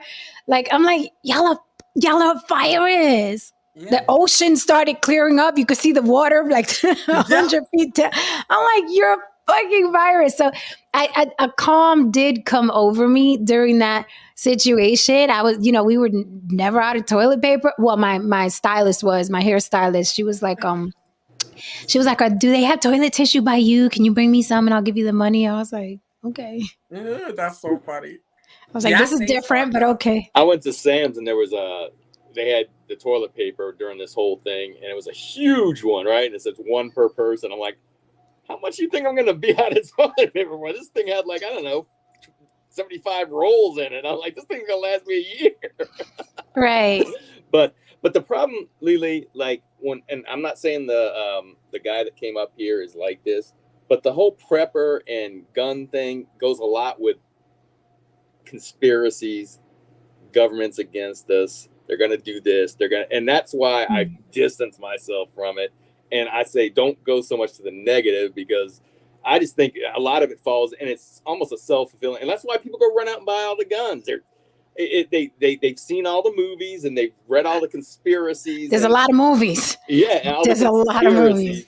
And I think we're a nation of, we're scared, man. That's why people are shooting each other in the streets half the time. We're scared because we don't trust our government. Because we keep getting, it's that relationship that you keep getting betrayed over and over again. I totally get why a person of color wouldn't trust the government. Right. White people is the people I'm talking about. Right, exactly. Just like Chris Rock said, who are you taking the government from? Yourself. Right. Like who's? Because for the life of me, I don't understand how any person of color or black person can still trust the government. I don't. Like, like how they were just running out to get stabbed in the arm, and I'm like, how do you still trust these people? Like, if just me, right? Let's say I'm your parent, your best friend, your sibling. If I lied to you 1% of how much they lied and betrayed you, would you trust me? Right. Right. Like it's. Well, I heard some people in the conscious community say, go to the white people CVS and get this shot. No, that's hilarious. No, it's true. Let me that's hilarious. No, let me tell you the truth. No, okay, I got to be careful how to tell the story. Okay, so, it was getting down to the wire that I was thinking like, oh my God, I'm not going to be able to work. I'm not going to be able to work if I don't get it. What am I going to? That was my plan. That was my plan because my mother has never gone grocery shopping in a black neighborhood. I used to always wonder why, like we would, she never. It's fucking sad that we have that same. We've never had this conversation, Lily, and I've had those same thoughts in like the Bronx neighborhoods. I'm like, oh, they gonna stock the garbage over here. I don't trust like what they put in their soap or because the government can do pretty much anything. Not to sound like a conspiracy theorist, but it ain't the first time they've actually tangibly with evidence done shit. I agree with you, Joe. Let's not act like I'm not like, everybody's out to get us. I was speaking on a set of a commercial with one of the actresses, and she was black, and we were talking about it. I was like, and I said what I said to Lila. I said, I can understand you being scared of getting hit. Right, so there's a history there. I don't understand these white people. I feel you on that though. And you're right. The prepper thing can go a little too far as well because then there's a place where I land with them. I'm like, okay, let's just assume I go along with their asses, right? I start subscribing to all their channels. I start MacGyvering things up and having everything together. Then what? Right. Right. And I love when Chris Rock said that. He's like, we got to take the government back. From who? From us. Yes. Who took it? We did. Back to the topic, Crazy Legs. Hello. Hey, Crazy Legs. Hi, Crazy Legs. He said toxic. He's watching us on the big screen on the TV. Hey, I'm bigger.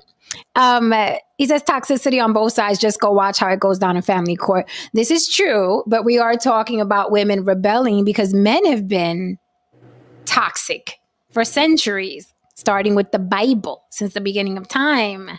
Okay, women have gotten the short end of the stick. And now we're coming to an age where women are like, fuck off. I don't want your ring.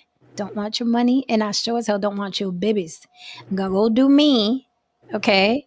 And then you guys figure it out. And if I get a little itch and I want some penetration, I may or may not call you because now the rose, the flower, the vibrators that they are putting out, okay, I've never seen shit like this. I'm like, what is that? It is, I mean, the new vibrators are something different.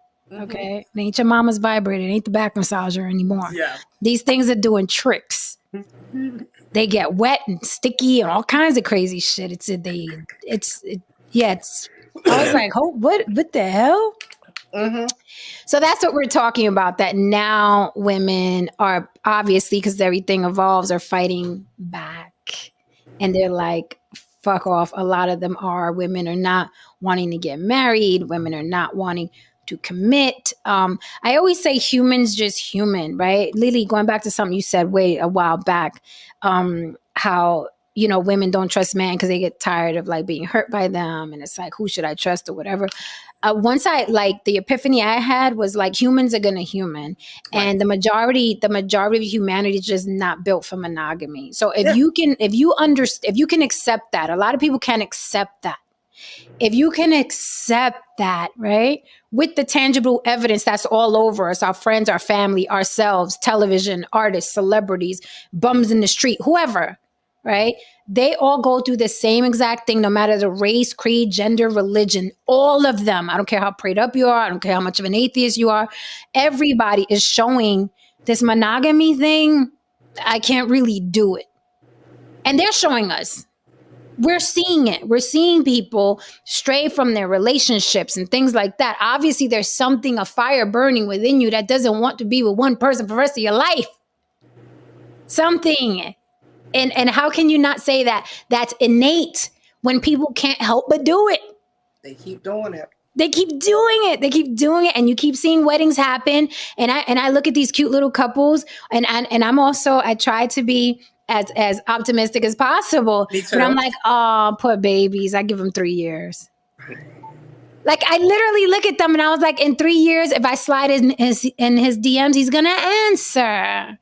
Very true. Humans are gonna human. Humans are gonna human. And I think people have to accept that monogamy obviously is not natural. Not because I'm saying it, but because we've seen it our entire lives. We've been in relationships where we're like, this one guy forever? Yikes.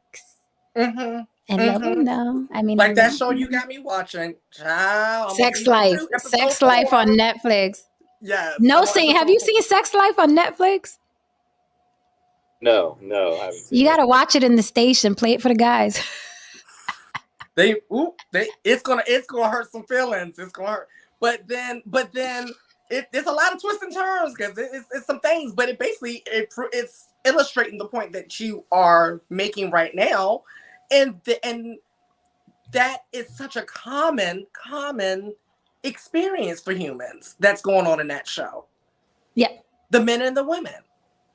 I mean, that's why it's a hit show. That's why it's a hit show. Miss Ruth says, enjoyed Crazy Legs on Drink Champs. Yes, Crazy Legs was on Drink Champs. It was fucking amazing. Don Levon said, honestly, I put toxic masculinity in my protein shake every morning. If you're going to be, toxic masculine and you're going to take care of business, then go ahead. Right? Then go ahead. You're going to take care of your woman. You're going to take care of the home. You're going to take care of the bills. Be toxic. Go ahead. Where's our t-shirts at? Did our t-shirts come in yet? Bring back toxic masculinity. Yes. Yeah. I'm telling you, we need to fucking get the t-shirts because it's like, the pendulum has swung to the other side. I got men running to other platforms to tell other men not to hang out with me. Come on. When I clicked on that, I really was like, Wait, you're lying. He really did that. Like, I wasn't sure. That's why I kind of asked Jen if did you recognize the voice. I thought that's probably who it was, but I wasn't sure. So I didn't. All the motherfuckers are the same. I could have been any one of them. He was confident though. He was revved up. He was like, ready. Yeah, I'm about to go in. He was ready. Like yeah. You know what he reminded me of? I'm gonna tell you what he reminded me of. A when bitch. I started work. Well, that because I'm about to tell a story about me. So he reminded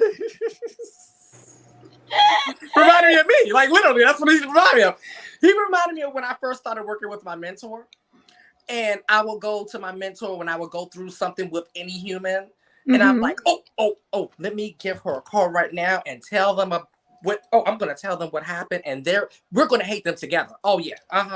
And I called, I'm like, oh, and I'll try to like really, because after a couple of times of her doing this, I would try to like really layer it on thick. Because I'm like, maybe she didn't understand the last 2 times, but she would always do this one thing I'm about to tell you. So after the first couple of times, I was like, well, maybe I didn't tell it to her good enough, or maybe she didn't hear me good enough. But I got to illustrate how fucked up this person is so we can hate them together, right? And so I would call, and she would listen. She wasn't like Star. She didn't cut me off, right? And after I would finish talking about how horrible this person was, her next question was, and what was the part that you play in the situation? I don't know them. She was like, I don't know them. What is the part that you play in the situation? They're not here right now to talk, to defend themselves. What part did you play? I don't know. No, I want to know about your part. Just yours. You were in the scene, right? Okay. I want to know your role. And this was over and over until I realized that that was the only part that I really needed to focus on at the end of the day. That's it. But it reminded me of that because it just reminded me of me calling like, oh my God, let me tell you about and I'm like, and I was so confident that we were gonna hate them together. Mm-hmm. Yeah, no, it's not. Very, very, very silly situation. No, Saint, you was gonna say something. What was that? Okay, I think that. Was that Tristan? I heard somebody's voice. I think it might have been Don Levon said, "I'm all about me, Tarzan, and you're me too." Me too. See, I don't mind men being like that if they go take care of business. Okay, I'll be Jane all day. I got me a leopard. I got plenty of leopard outfits in the closet. See, I can see why people are saying, if you're on the surface, Sex Life does kind of give you a remix of Sex in the City. Like it's better, I think. But I think I don't know. better. I wasn't into. Yeah, I wasn't really into. I tried to get into Sex in the City, but I was like, wah. You didn't like Sarah Jessica Parker. Her face, man. Is that what that's probably why you couldn't get into it. Her face would make my eyes water. I'm like that baby that they hold pictures in front of. I'm sorry. Yeah, like that's probably what it was. I'm like, it's not lined up. Yeah. I didn't get this out, and again, I think he's watching. The guy that was up here. I just want to say something when he mentioned about the Chinese going to these African countries and these different places and having mixed babies. Doesn't realize how racist China is. They are. If you're not Han Chinese in that country, it's bad. Yeah. That ain't gonna work either. So anyway, just really. Yeah, they are. They're very, very. Oh, they're racist. Yeah. Very racist. Yeah, very. I mean, you come as a mixed couple, a Chinese and a white person, whatever, Chinese black person, they will not let you eat in the restaurant. You can sit outside. Yeah, they are racist. Oh, they bad it. Yeah. Unapologetically. Yeah. Unapologetic. Yeah. Okay. All right, China. Yeah, I'm still gonna eat Chinese food. Right, they on their bullshit. I'm still gonna get them chicken wings and chicken and broccoli. But somebody told me that like up here, if I'm gonna do Chinese, I need to do the halal Chinese. Because like they are more, when it comes to their meat and things like that. So I'm gonna try that next time and see how that goes. So do you think that modern women are men's fault? Men's fault? How do you think this happened? This evolution? Time and circumstance is how I think it happened. And opportunity. So I mean, yeah, men have something to do with it, but it's also just the time we live in, the opportunities, and the fact that you have choices. It's like you always say, you have options. Mm-hmm. There are options out there, and men, it's like we were talking about society getting weak. Men have gotten used to a certain way of life. Mm-hmm. They've seen that happen throughout their parents' life, and now you're asking for them to step it up, and it may take a couple more generations. Yeah, I am surprised. I can't even say I'm not surprised how bad a time men are having with this evolution. Though they're having a real bad time with it, like a bad time. Mm-hmm. They're running around acting like women. Mm-hmm. Mm-hmm. They really are becoming unhinged. Like I'm blocking people. I'm blocking men off my Facebook all the time because they won't stop bickering. Mm-hmm. I see them on your page on Facebook. Do you see them, right? You see them on my Facebook. Yes. Sometimes I'm gonna be real. Sometimes I can't even go through the comments because I'm like, I already know what I'm gonna see, and these folks are tripping. And Lady, have you ever seen? No lie, no exaggeration, no conspiracy. Have you ever seen a woman going ham or snapping in my comments? No. It doesn't happen. It does not happen. It does not happen. It's always a man going ham for commenting, and I gotta block him. I'm like, you can say what you want, but don't become a nuisance. I have one fucking rule: be a nuisance. Yesterday, I had to block 2 people because I made a joke about Morgan Freeman. And this guy wanted to argue with me about it. And he put it, well, I was at the Oscars. You weren't. What seat were you filling, sir? Right. Because I know that gig too. Right, exactly. What back row seat were you filling, sir, at the Oscars? But he said it like he made it sound like if he gave like if they gave him fucking Will Smith's fucking revoked seat at the front row. Shut the fuck. Why are you here? That's always my question. And he's like, well, why are you still talking to me? Bitch, you're on my Facebook. Yeah. You're on my post. Because I made a joke about Morgan Freeman. That's the other thing. You make a joke these days about anything, and you're always going to have the joke police come slap. They're coming. The sirens go off, and the joke, PC police, the woke police is coming through. It's always the men. It's always on my social media, mine. I'm sure everybody else has different experiences, but it's always the men like wanting to bicker to no end. The only woman I remember my dad ever arguing with his wife. And not even his sister, because his sister called and cuss his ass out. He'd just be like, all right. Right. That's what I'm used to, men being like, whatever. Yeah. That's it. Whatever. But these new men, along with these modern women, they just want to bicker and quarrel and bicker and quarrel. And I'm like, if I can't tolerate you in a 15-minute exchange on Facebook, how do you expect someone to marry you and be with you day in and day out? Right. If you got on my nerves in 15 minutes in a Facebook debate, how do you expect a woman to lock down with you? Very true. Come on. Louis Kanye, you're back.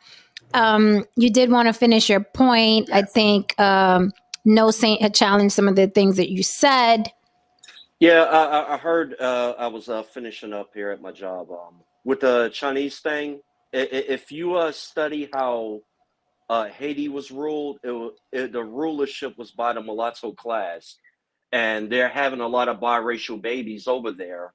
And here's the thing: is Chinese fathers, and yes, Chinese people are very racist or ethnocentric, however tribalistic, however you want to say it, but I could guarantee you those mulatto kids is going to be raised as Chinese, and they're going to identify, although the large majority may not accept them as Chinese, but the government power will use them to take over those countries.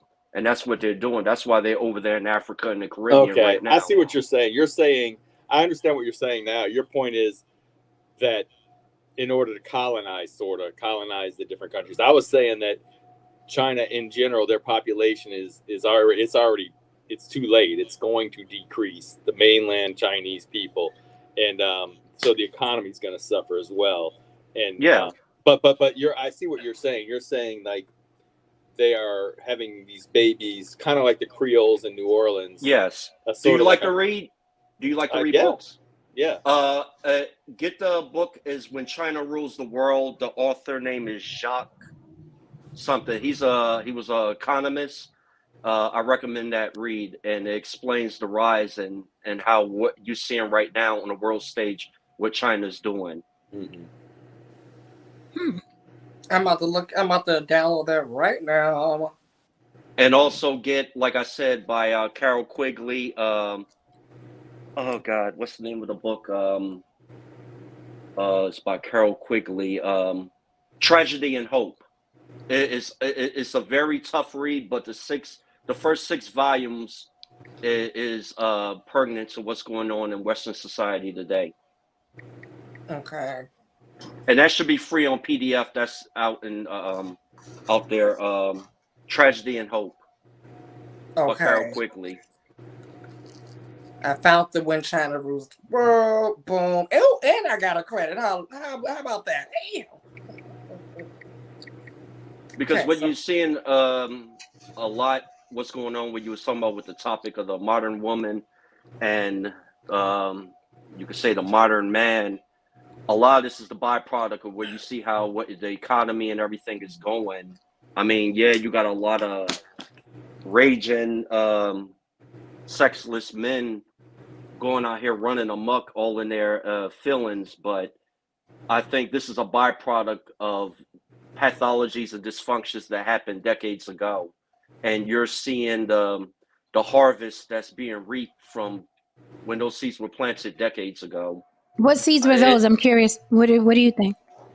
I'm product of a biracial union. I'm half black, half white. So although I was raised and identified as African American, ADOS, FBA, whatever the flavor we call ourselves today, but me growing up in the urban environment, I was a product of the 70s. I was born in 75, okay?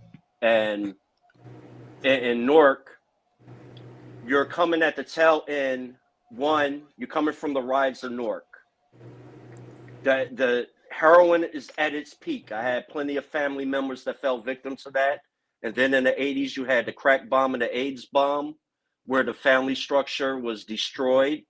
A lot of men wasn't doing what they're supposed to do. And you had back then, especially in the 80s, unemployment was at an all-time high. You got a bunch of people on drugs, unemployed, or selling. And that was our form of economy back then, was being on the streets. And then in the 90s, you had that war on crime bill, which incarcerated a lot of black men. And it's something in the wise words of Jason Black, the black male is the most emasculated financially and socially male in this country. As the social construct, we're the most emasculated male. And who's emasculating them?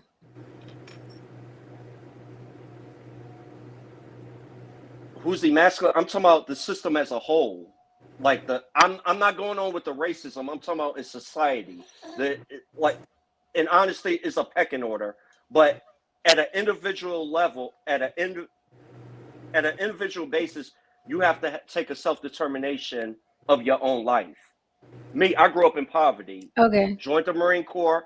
I'll pull myself up by the proverbial bootstraps. But one of the things that I felt I had a heads up, I had a father and a mother that stuck a foot up my ass and held me accountable. But unfortunately, a lot of people I know that did not have the privilege of having a father, they were in jail, or they was a byproduct of a one-night stand or whatever. And that mother had to do what she had to do. And the unfortunate thing is, everything is not. He'll be back.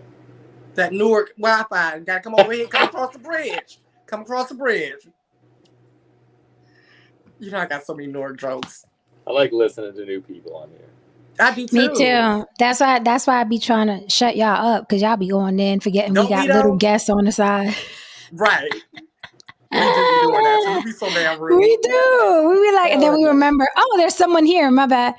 I hope he comes back, because I do have a question. I know we're about to close. I like where he was going with this. Like, I like Me where too, this conversation because was going. Absolutely, because I have other questions, right? I'm constantly hearing this thing. That's why I asked him, who's emasculating the black man, right? Who's emasculating the black man? And then also, do you have to come to terms with then, and this is going to be controversial, but do you then have to come to terms with them then that black men are just weaker in general than Asians, Latins, and whites? Do you have to come to terms with that? Because I keep hearing that things are happening to black men. I keep hearing that things are happening to black men. Why is it that, things keep happening to black men? They're emasculated, they're incarcerated, everything, life keeps happening to them as if they have no control. They don't have no control in the community. They have no control over their women. Like, it's like, what do black men control, right? And I know, and I'm making a blanket statement. I have plenty of black friends and family members who are stellar human beings, fathers, and they take care of their business. But I'm talking about collectively. When someone tells me black men are the most emasculated, then you're making a blanket statement, and those are the people that I want to address.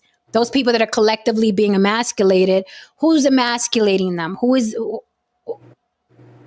Why are they always victims of something? That's what I want to know. Like, is it just culturally they just not strong? They're just weaker in comparison to other races. Should we come to terms with that? Maybe black men are just weaker. They're not the kangs that we keep hearing about. Maybe that's the issue. Louis, you were Can you give me 1 second? I have to count the money sure. to put in the safe. All right, no worries. No worries. Okay. I'll pass the So I mic. can finish. Sorry about that. No No worries. I'll problem. pass the mic. So, I love what this person just said, and yeah, I was about to go with that. I just feel like we all control our fate, like this person just said. That they said, black controls their fate, and so I have to agree with that. Okay. And I'm agreeing with that because I have my family has become more successful over each generation. Okay. The men, I don't know any deadbeat men in my family. I don't. And some of them did like go through things. Actually, I was the wildest one. I was the wildest one. And I had all of these great things put in place as well. Like I had actually, and then yeah, I was the wildest one, which is crazy. But me and my brother went to the best school systems. Like out of my entire family, my brother and I went to school on Capitol Hill, for God's sake. You know, we always did things great neighbors, like all of those things, and I still turned out to be the one who was drug addicted and all of that other stuff, right? But then you look at the other, like the males in my family, stuff like that, like they were in the hood, like in the gutter, and all of them are doing well, and I never hear them complaining about who's holding them down and who's not. That's just not something I was used to hearing in my home ever. It was just pretty much you create your own fate. There's choices and there's consequences. The only time I would hear that type of level of talk was in school, Black History Month. They will always remind us of those things like slave movies, and that was the only time I would get inklings of that subservient race thing. But at home, that just wasn't the talk. In the family, that wasn't. They just didn't even think about white people, because I lived in Chocolate City, for God's sake. They just didn't think about it. Like it wasn't. They didn't care either way. Like same. Like I thought, I came to know of white people when I started going to school. Right. They weren't a conversation or issue in my home. No. Right. So maybe that has something to do with it. The chat is popping though. The chat is actually, thank you, chat, because we get a lot of trolls in the chat, but thank you for being intellectual, smart, and thinking tonight. Okay. Because a lot of times I get a lot of riffraff in there, but there are a lot of good comments coming in. Modern Renaissance Man, how are you, sir? Says the issues is subconsciously Black men have been under the authority of a woman, especially if they come from a single mother household. So on a mental level, they gravitated towards being that way. Kevin Samuels Ghost says it's the stigmatization of Black men that goes back to slavery. No matter if you're doing well or in poverty, we as Black men are always judged by our worst. Sounds Dwayne like Rhodes excuses. Right. Dwayne Rhodes says, check out Dr. Claude Anderson's book library. It's simple. There was division of not having elders passing down knowledge, education, ethics, etc. Like, listen, there are a lot of reasons, right? Exactly. Yes. There are a lot of reasons, or like Tristan said, excuses.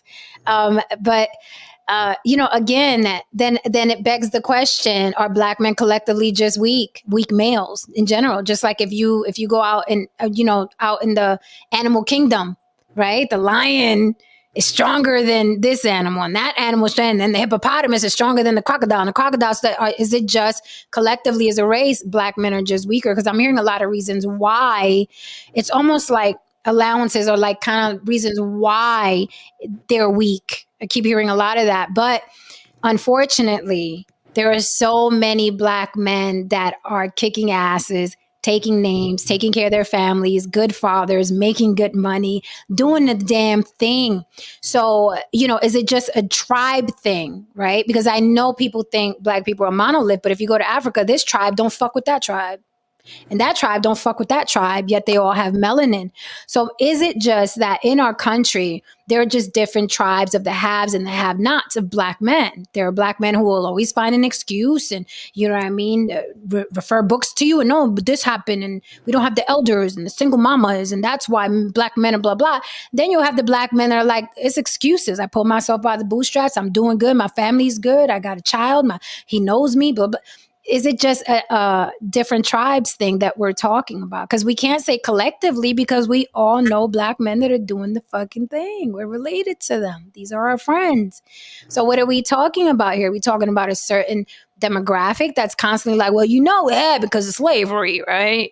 What happened was, right? And then the elders, we ain't had elders, right? And then, single baby mamas, they got us used to being, subordinate. And that's what happened. It's like, but what about the guys out here that are kicking asses and taking names and are black?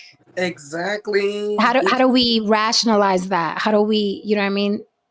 I don't know, because and it's a serious question. Anybody can answer it. Yeah, I don't know how to rationalize it because I've read a lot of Dr. Claude Anderson stuff. Very, very good stuff, like very, very educational.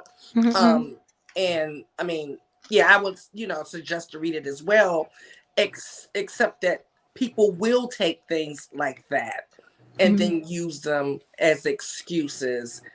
I guess it's how you're wired, because I'm wired differently. You tell me I can't do something and I'm gonna say, bitch, watch me. Like, that's just how I'm wired. I'm rebellious by nature. And so I'm thinking that's what's going on. I think it could be a tribal thing. It could be how you're wired thing. And sometimes how you're wired is based off of genetics. So, which goes back to a tribal thing.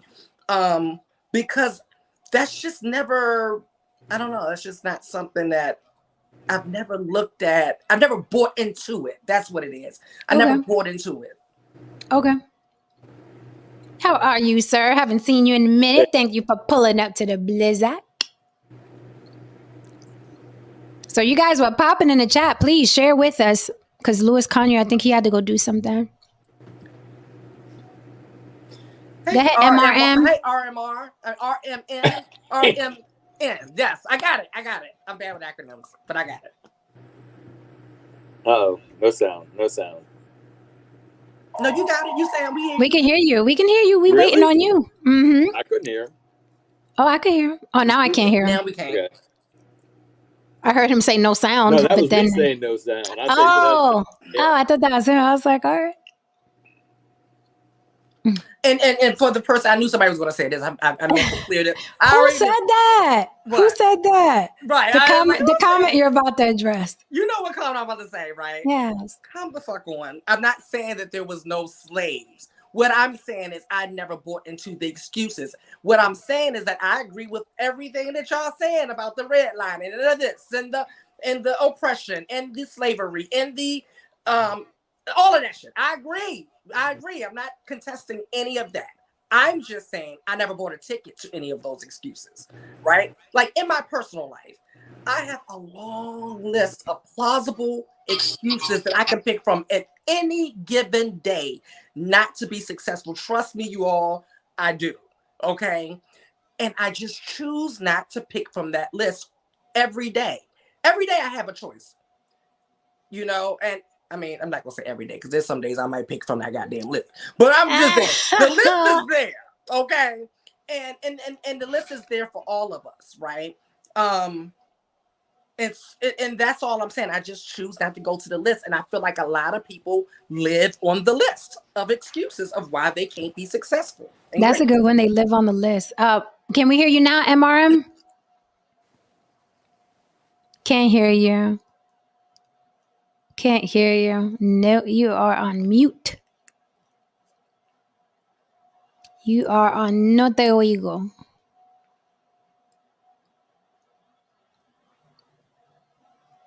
It's a small minority. Louis, if you're ready to talk, we'll wait for MRM to get his sound together. I apologize, because I got this freaking Apple phone, and every time I move it, StreamYard acts up, like with that's why I was jumping in and out, because of when I move the phone a certain way, it'll unsync somehow with my mic and everything, and I have to back out and come back in. I apologize. No worries. No, you wanted to finish your point? Dwayne can you Rhodes said, can you give me a rehash, because I got caught up with the thing at work. Really quickly, Dwayne Rhodes says there should be more black men kicking butt, like you mentioned. I look at America as a business and the laws that construct a society. It's levels. Laws play a huge part on American society. What I was saying earlier, Lewis, try to paraphrase really quickly. Basically, I hear a lot of excuses of why black men aren't doing certain things. And I'm talking about the collective, right? When you said black men are emasculated, let's just deal with that demographic, because we all know black men that are kicking asses, taking names, got their families intact, are there for their family, their wives, they're good men, they're making money, they're owning shit, they're buying shit. They really are on top of the A game. So when we talk about the collective, the guys that are like, well, I got redlined, I can't get a job, my last name is, Jack Tyrone Jackson, I can't do that. Is it time that we admit or come to terms with black men are just weaker than Asians, whites, and Latins? I'm just asking a question, because there are a lot of excuses as to why black men are not making or not doing it, and it's always something outside of them, right? Where you don't hear that collectively in any other race or ethnicity. You don't hear white men say, well, the government, that's why we in the trailer parks, and it's because of this happened, capital. You don't hear Asian men doing that, although Asian people get redlined as well from opening up businesses, right, in white communities. So there's a lot of things that go on. Mexicans are, they're 4 or 5 to a house, but the father is still in the home selling oranges, right? He's still in a home. If we're talking about the have-nots, the people that are facing adversity. Black American males have been in this country for a long, long time. Is their experience unique? Yes, because black people were enslaved in this country. Got it. Good. But do we have to eventually just come to terms with that collection of black men who are emasculated are just not up to standard to the other males in this country? I think it's a little more complex than that. One, I remember what I was saying, like with me, I'm a product. I had a father and a mother who constantly, I grew up, what's the Bible verse? Spare the rod, spoil the child. You got beat. Oh, I got extension cords, broomsticks. Mother poured rice on the floor and made me kneel in it, and holding up dictionaries like this, doing the Jesus crucifixion pose, like corporal punishment to the fullest. And I thank my parents for it to this day for that. Do I do that to my child? No. But I think there's times and places for everything. And I think that time and place has long gone here in society. But I think at an individual level, I think it's to the socialization and the culture of the person that grows up in a certain environment. Like me, I grew up in Jersey. I have family that is down south, and they have a lot of the subservient mentality, where when they interacting with people of the dominant population here in this country, how they act compared to us from up north. Like, we don't tolerate that. Take it easy, brother. And one, I think, it starts at home. You gotta have standards for your child and yourself. First of all, you gotta have it for yourself to show example to your child. And if you raise your child with high standards, most likely that child is going to succeed in life. Is there a chance you could give everything to your child and they don't take heed to it, because everybody have to live their life? But if you give them the tools to be successful, most likely a large majority of those people are going to be successful. So let me jump in just out of curiosity. You said that you thank your parents for the corporal punishment, but you don't do it to your children. Why don't you do it to your children if it was a good thing you're thanking your parents for? I'm just curious. Then we could. I do spank my child. Well, my child is 12, but when he was younger, I did whoop his butt. But with the extreme violence, I wouldn't do that. Now, I would not do that. But it worked for me, and what works for me will not work for another individual. Like, look, when I joined, like for example, when I joined the Marine Corps in '98, we used to, like, hazing was at an all-time high, and we used to bring out extreme punishment amongst the younger ranks, the lower ranks, to get compliance. But you can't do that in today's society, especially with the laws and everything. But we got total compliance, and it is a reason, a purpose for everything. But in today's society, that's I would not do that to my child. One, that like that'd be abuse. So, like, but I would PT the crap out of my son, make him do push-ups to exhaustion and stuff like that. But whipping with broomsticks and all that, no. I won't even dare That's a do good that. thing. But We don't for need to beat me, the children. We don't need to beat the children. But I thank my parents for it, though, because I am a product of my parents. And me, I have a strong strong work ethic and everything. So, and I provide for my family. Okay, I respect your answer. Thank you. Oh, and plus, I think it was more so the fear of me getting caught up in the streets growing up back in the day, being victim. Okay. Well, I thank you for answering, because you didn't have to, but I just want to make a quick note. You don't have to beat children to get them to respect you. And second, the majority of men who are incarcerated were beat in their home. So it doesn't deter people from hitting the jail system. Most of the men in prison were beat at some point in time by a parent, statistically. So don't think you're going to whoop on your child to keep him out of prison. Okay. Most of the dudes in there got beat. Maurice, hold on 1 second, love. Maurice, while weaker, yeah, I'm asking the question. Yes, I'm asking the question: are Black men collectively just weaker? Because we can talk about slavery and systemic oppression all day and night, and those things tangibly happened and have been, but no Black men are enslaved today in this country. Not that I know of. No one's in shackles. No one's on a plantation. No, I'm talking about today. So I'm asking the question, seeing as there's so many things that make Black men a victim of this society, are they just not good at overcoming, right, adversity? Are they just not good at overcoming mind fucks? Because we've all gotten mind fucks. If you have melanin and you live in this country, you've been redlined, you've been passed over for a job, you've been cheated out of some money, you've been fucked over by our government or the quote unquote whitey. We all have. However, no one listening to me, no one in the chat, and no one on the panel has been a slave. No one has been a slave here. No, I think we can all agree on that.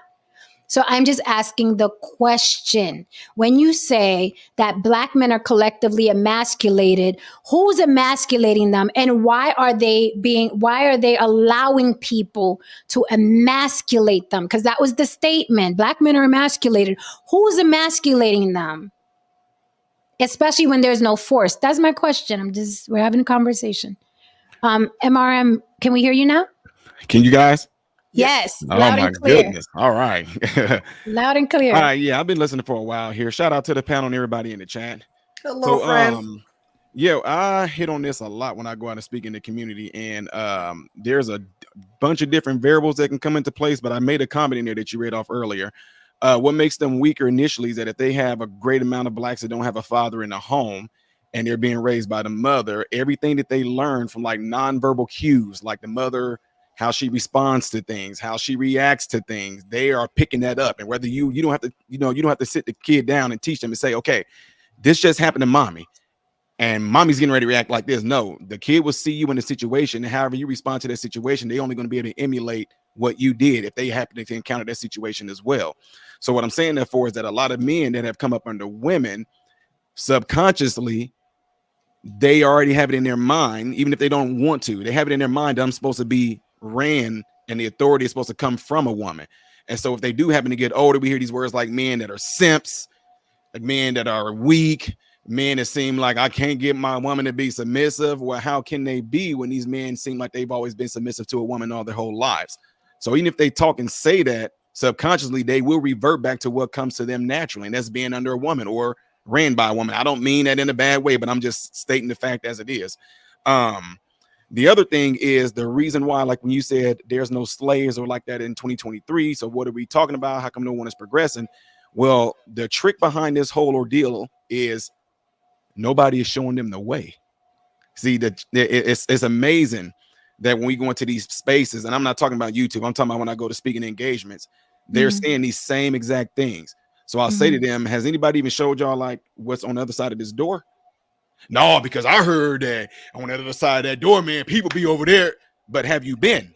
No, man, because no, I'm just look here, just come and take a look for me real quick. No, because I heard that whenever Tyrone went over there, man, he ain't even come back. You know why he didn't come back? Because he found out that over on the other side of that door was utopia. He found out that all this stuff that we talking about right here on this side over here, he found out that it's not helping. That's why he hasn't come back.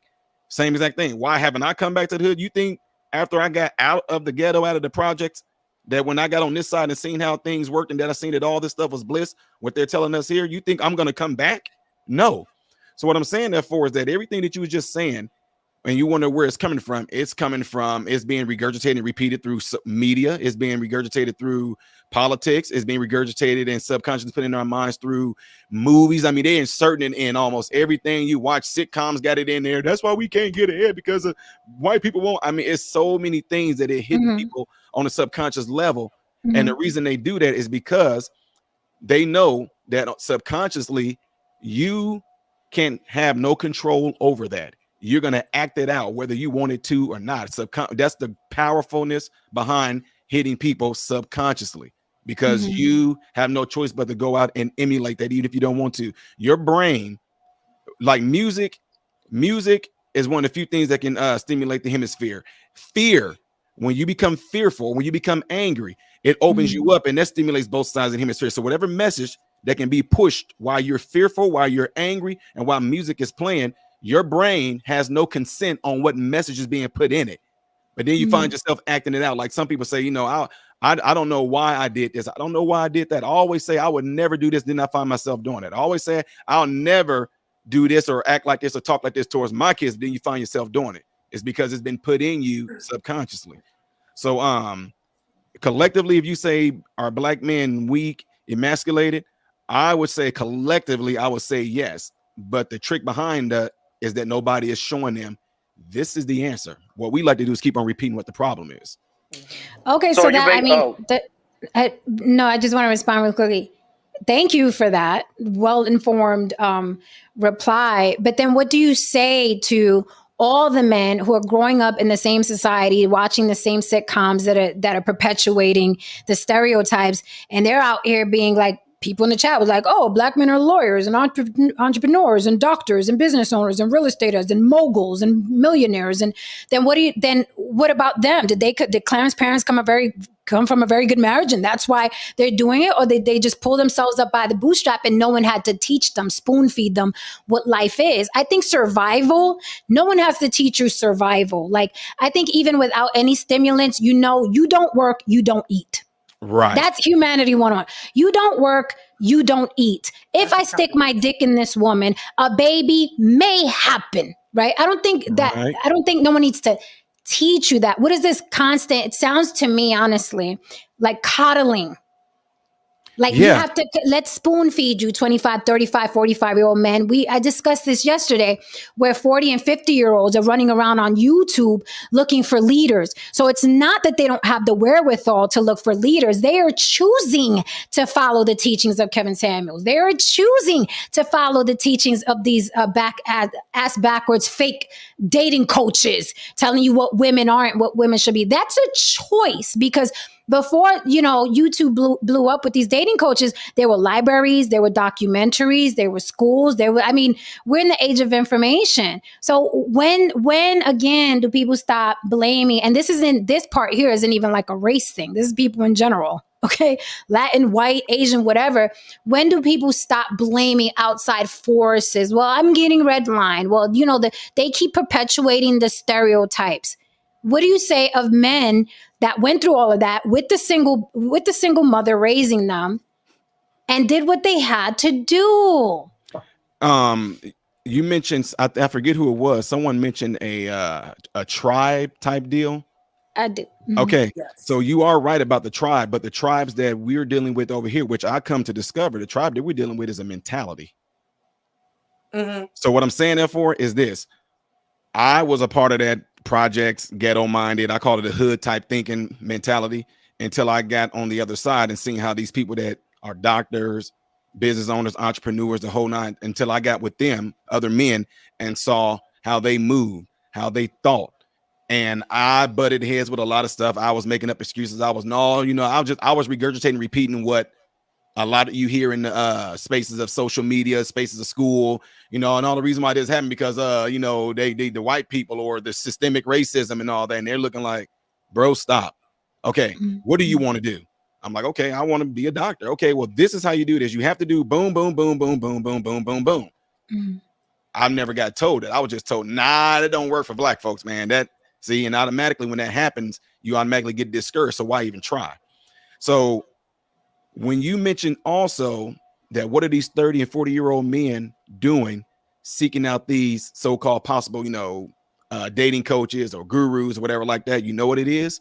They never got the fulfillment of being under the guidance of a father. So these men are emulating and they are putting off this vibe of being a leader to them. And automatically, by nature, these men are seeking it because they never got it when they were kids. So you can have, like right now, I got people that follow me on my channel and also people that I know out there in the real world. Some of these men can be my grandfather. And yet they come to you and they seeking guidance from you because they never had structure. They never had, they never even seen how a man move in authority. They never seen how a man move. This June gonna be 22 years of me being married. They never seen that. How do I even move in a relationship? I had 5 failed relationships because I wasn't doing this. I didn't even know what I was even doing wrong. So they jumped into something without even being trained or even being taught how to even function in that. Because again, then that can be something that we can blame on the school system, because the school systems would teach you how to have sex without teaching you how to operate in a relationship. And so they follow, hey, the school just told me, hey, when I get 16, 17, 18, I'm supposed to get a girl from the boyfriend. And not if we have sex, but when we have sex, this is what we're going to do. And then if you have a child, but they're never being taught how to actually function in a relationship. So disaster happens. So these men that you're talking about, it's sad, but it's true. They never had a father. And so even though these guys can be almost twice my age, they see leadership, they see guidance, they see wisdom, they see knowledge. There's things that they weren't able to actually get addressed when they were growing, like natural progression of things that you're supposed to do when you mature. They never got to hit those maturity rates on the mental level or even on the emotional level. And so it never what's the word? It never came to fruition. So somebody that actually has gotten there, they gravitate towards that because they can't help it. They want to, they can be 40, 50 years old, but they never matured here or emotionally.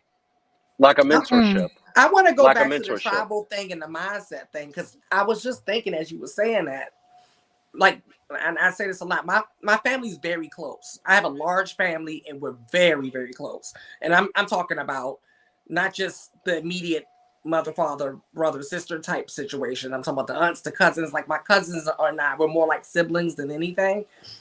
And that side of the family, that's my dad's side of the family, they all, my mother and her sister, they were all raised in like the equivalent to the Bronx, the South Bronx of DC, which is Southeast DC. All of them were raised there. And they had a hard upbringing and everything like that. But there was a difference in the mindset, right? Because even though they were still there when I was a kid, we were always taught that there was more than this. There was never a time that we were told that we couldn't, achieve what we wanted to achieve. So yeah, I think it's the mindset of the tribe as well that plays, and it could possibly be some genetics along with it, genetics and mindset and environment. Because I'm just thinking as everyone's sharing. What about socialization? Socialization, a lot of different things. Yeah. I mean, I was just on a panel the other night, and just because once you feel that people are really trying to eat up what you're saying, it's hard to kind of like let them go. So we were almost up to darn near 5 o'clock this morning, because these people, once their eyes became open, you see a sparkle there, they're like, okay, so I'm sitting there coaching these people through, and I just said, y'all, the whole issue is you have to change your mind does not care what you plant in it, but it will return to you what you planted in it. So when these people get up here and they start giving me all these excuses, I already know what type of vegetables and fruits you planting in your mind. No, man, see, I already know what's being planted in your mind. You know, we had it to where we had 50 kids that that we worked with, that they all graduated high school, like 40 of them went off to college, and they got into a type of profession that actually was a career. And then the other 10 went off into like an apprenticeship or a skill trade type deal like that. And I'm saying this to these folks on this panel, and still, no matter what, and I'm just telling y'all straight up, I mainly get this from,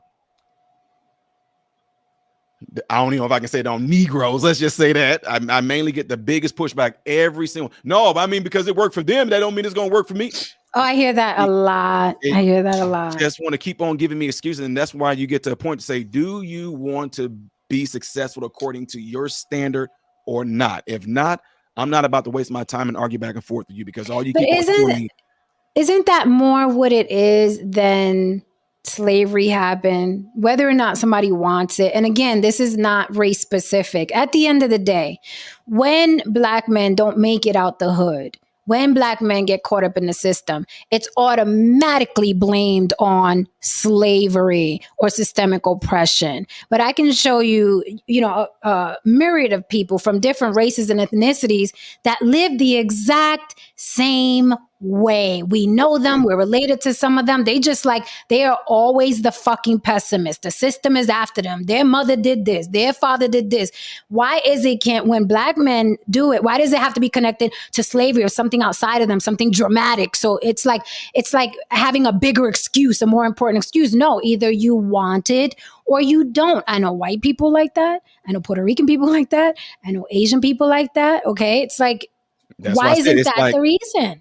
Yeah, that's what I'm saying. That's what I'm saying. Like I hate to say like in a spiritual sense, but I say it's the tribalism is that particular mindset, because what you just said, and I think one of you guys mentioned it earlier, and I show people, I say this same exact mindset is not just the reason why I call it a hood or a project or a ghetto type mindset, because that was my environment I grew up in. But that same mindset can be found in the trailer park.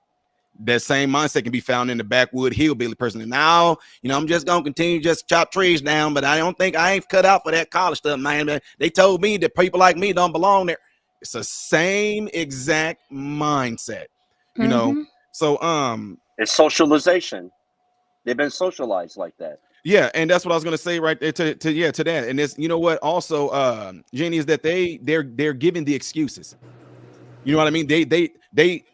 They are given those excuses, that it's the system, that they're being told that this is your response to you not being able to make it. It's to say that it's the white man, it's the systemic racism, it's because the white people got white privilege. They are being told that. But if you used to ask them, no, why do you? I don't want to hear what everybody else is saying or what social media is saying. I don't want to hear no bullet points or no talking point. I want to know within your mind, why do you think you can't get there? Half of them can't tell you. And it's the same exact thing after that. And when I tell them, what is it? When you saying that you want to achieve something, or this so-called, I want to get out of here, and I say, like, for instance, the hood, you want to get out of the hood, you want to get out of the trailer park, you want to get out of the backwoods, to go where? And then when you get there, what are you planning on doing? They can't tell you, because they're being trained to complain about trying to get there. That's the issue, though. That's the issue. Listen, we took the long way again. This panel, this stream tonight was absolutely amazing. That is my point. That is my point right there. Forget all the bullet points, the outside noises, the history of America, the racism. That's all here. Just like it's going to snow, rain. If you don't go outside in winter, you're going to be cold. It's all here. We got it. Good. Why don't you get out? You.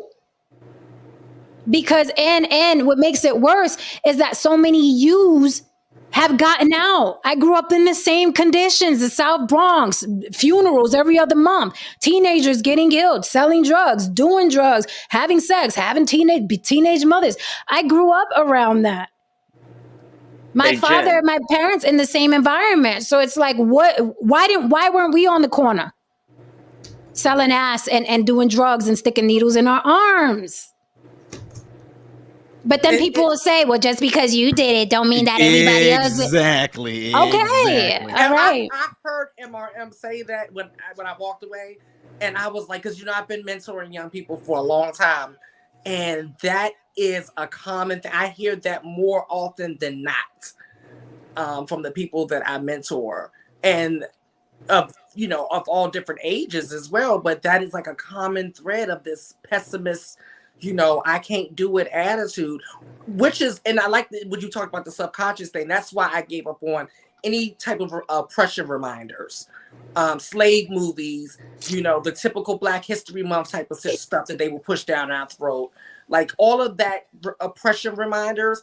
Because when I started to educate myself, I saw the times that we were successful and why, so I started to gravitate towards that. I want to know about the successful people. I don't want to know about the slaves. I don't want to know about the people who was downtrodden and down and out. Like, that's not where my heart is Like at. we can't continue to be, this is what I call it, the fucking nagging wife of America. Like, are you gonna fucking divorce me or not? That's how I feel. The fucking nagging wife of America. But systemic oppression, but slavery. Are you gonna fucking divorce me or not? Because I'm tired of fucking hearing you nagging me about it. And we do that in our personal lives. If we have girlfriends that are constantly fucking calling us, you know what that man did to me? Are you gonna leave or not? Are you gonna leave him or not? And this is the other point. Let me make this point too. But I think ladies first. Even with all that being said, Black activists still have I believe Black activists still have their place to fight those systemic issues and things like that, right? Because that's action put to the problem. It's not just getting online, fussing, crying, begging for acceptance, begging for a seat at the table. Like, it's not that. It's action put behind it, and to make some change, right? As opposed to these people that just whining about, it's only because of it. I'm only broke because of it. Like, I promise you, I got to a place in my life when I started to calibrate my mind. Mm-hmm. And I said to myself, oh my God, you're living in poverty out of a choice. Like, you're choosing to be here because you live in America, for God's sake. Like, you're literally poor because you're choosing to be. And up until that moment, I was choosing to pick from my list of excuses. But in that moment, I realized, no, it was my choice. And from that moment, my life changed. Right. So. Yeah. Louis, you wanted to say something? The reality of everything, this is not everybody's going to make it. And at an individual level, you got to make the decision. Like she said, you got to want to change. And one of the things that contribute to my success is that, one, I eliminated a lot of garbage out of my inner circle. And I continue to this day. I have mentors that I confer to on a constant basis. I got plenty of people that is still in the military, business people that mentor me, and I try my best to mentor other people. So, I mean, that's how you're going to succeed. If you're in a constant environment of despair, and if you're socialized in that environment, you're going to have a self-fulfilling future of going nowhere. But at an individual level, you got to make the choice yourself. You want to get out of that environment. Right. And if people apply it to everything, they will be successful. Mm-hmm. No, Saint, you wanted to say something? Yeah, and let the white guy say something out of his lane a little bit. But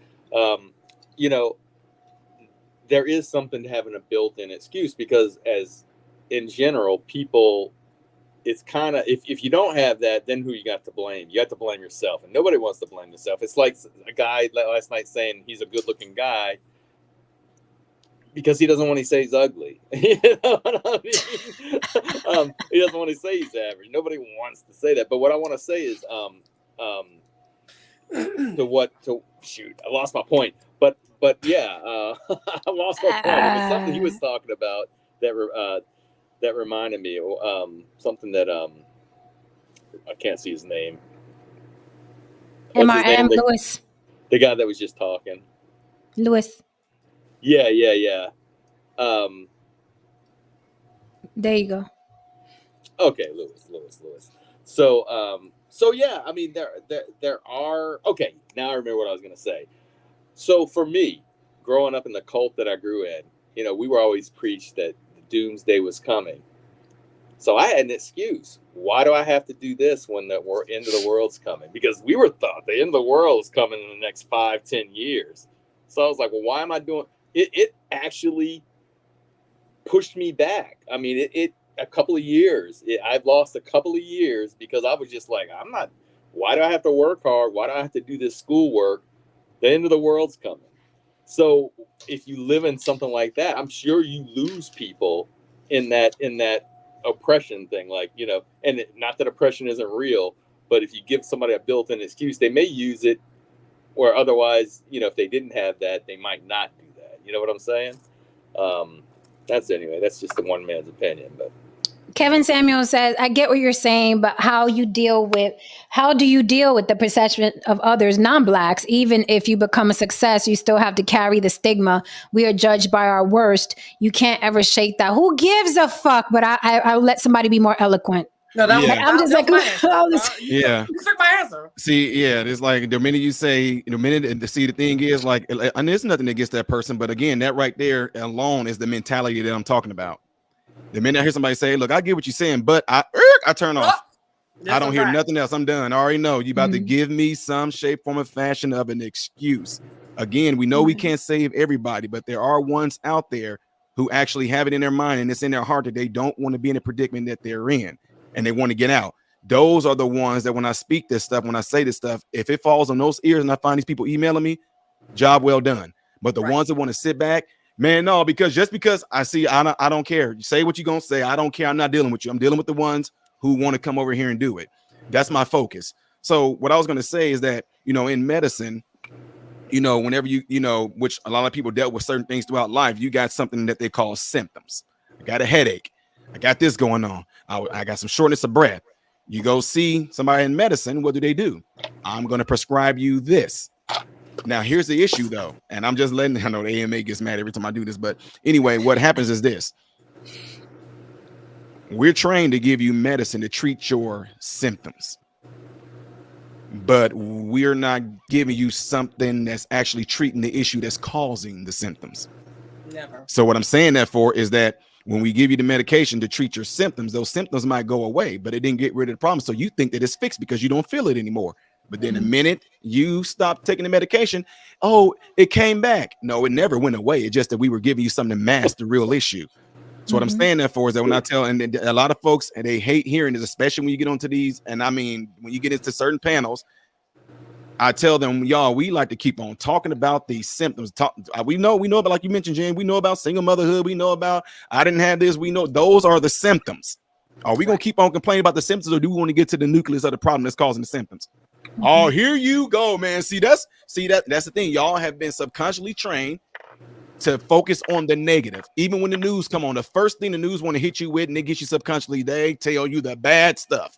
Oh, this happened here. Too many people got shot here. This many people got shot. A girl was sexually assaulted. Da da da da da da. Oh, a 9-year-old boy got into college. But anyway, so like we were saying, a kid got. They go right and keep you big on the negative stuff.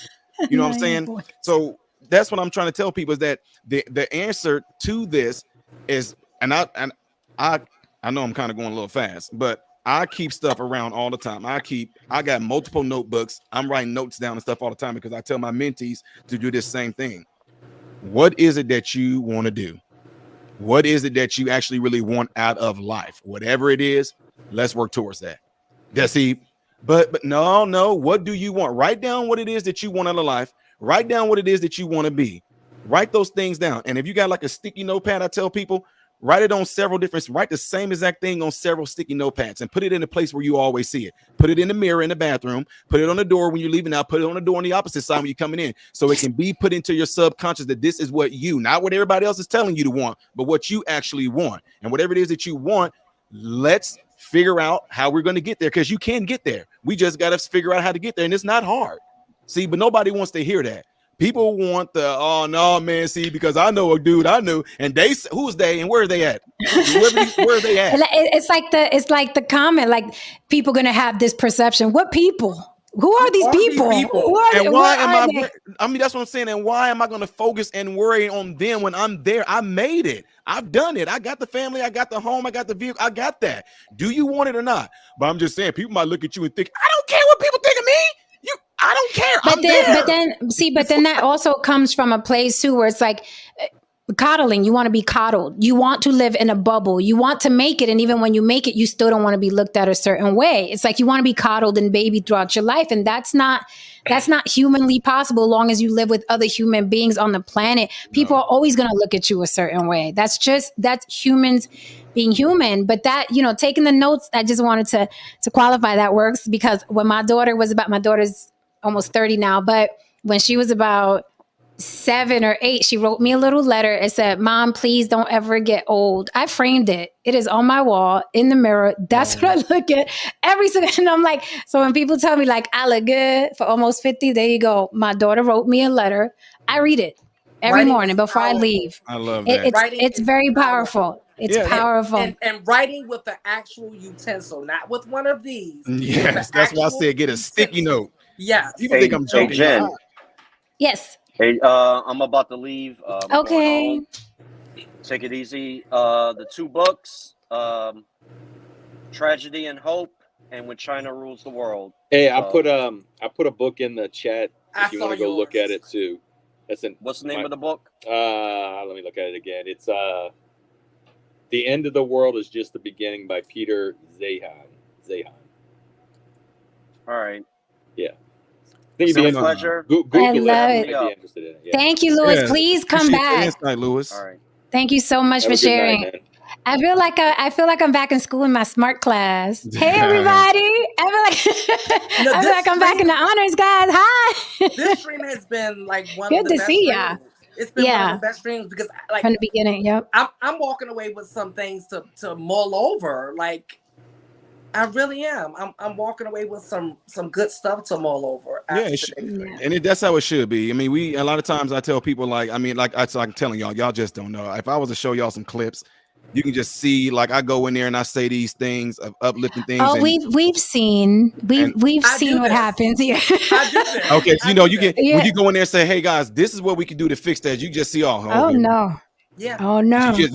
You killed them wanting to complain over something. Like Steph Diaz just said, I don't know how she meant it, because I don't know what text mean, but she just left a comment. She said it's not hard.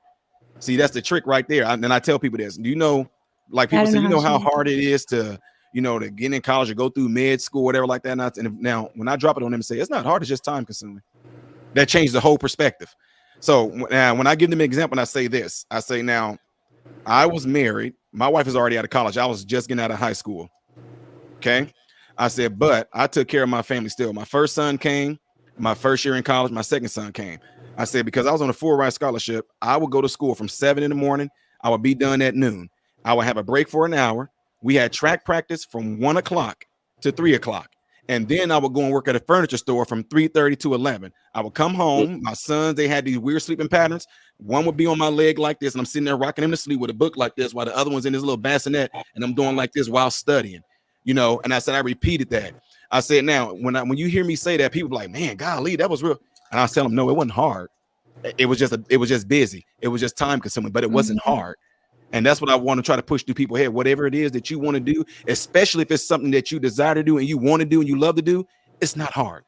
It's never hard when it's something that you like and you love doing. It just comes like it's when you get into a profession or something like that, where you feel like, wow, it's amazing. It's awesome that I'm being paid to do. You don't feel like you're working, and I love that. But if the whole focus and they want to try to derail it back to knowledge, but see, here's the thing.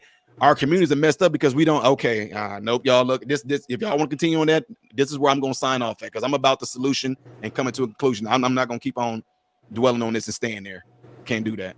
Thank you so much. Then I just wanted to say really quickly, I've been in situations where I quote unquote got out, and what do? You reach your hand back because you love your family and you love the youngins in your family, and it's like, look, it's better over here. Come over here. And I've had people come over here and they fuck up over here.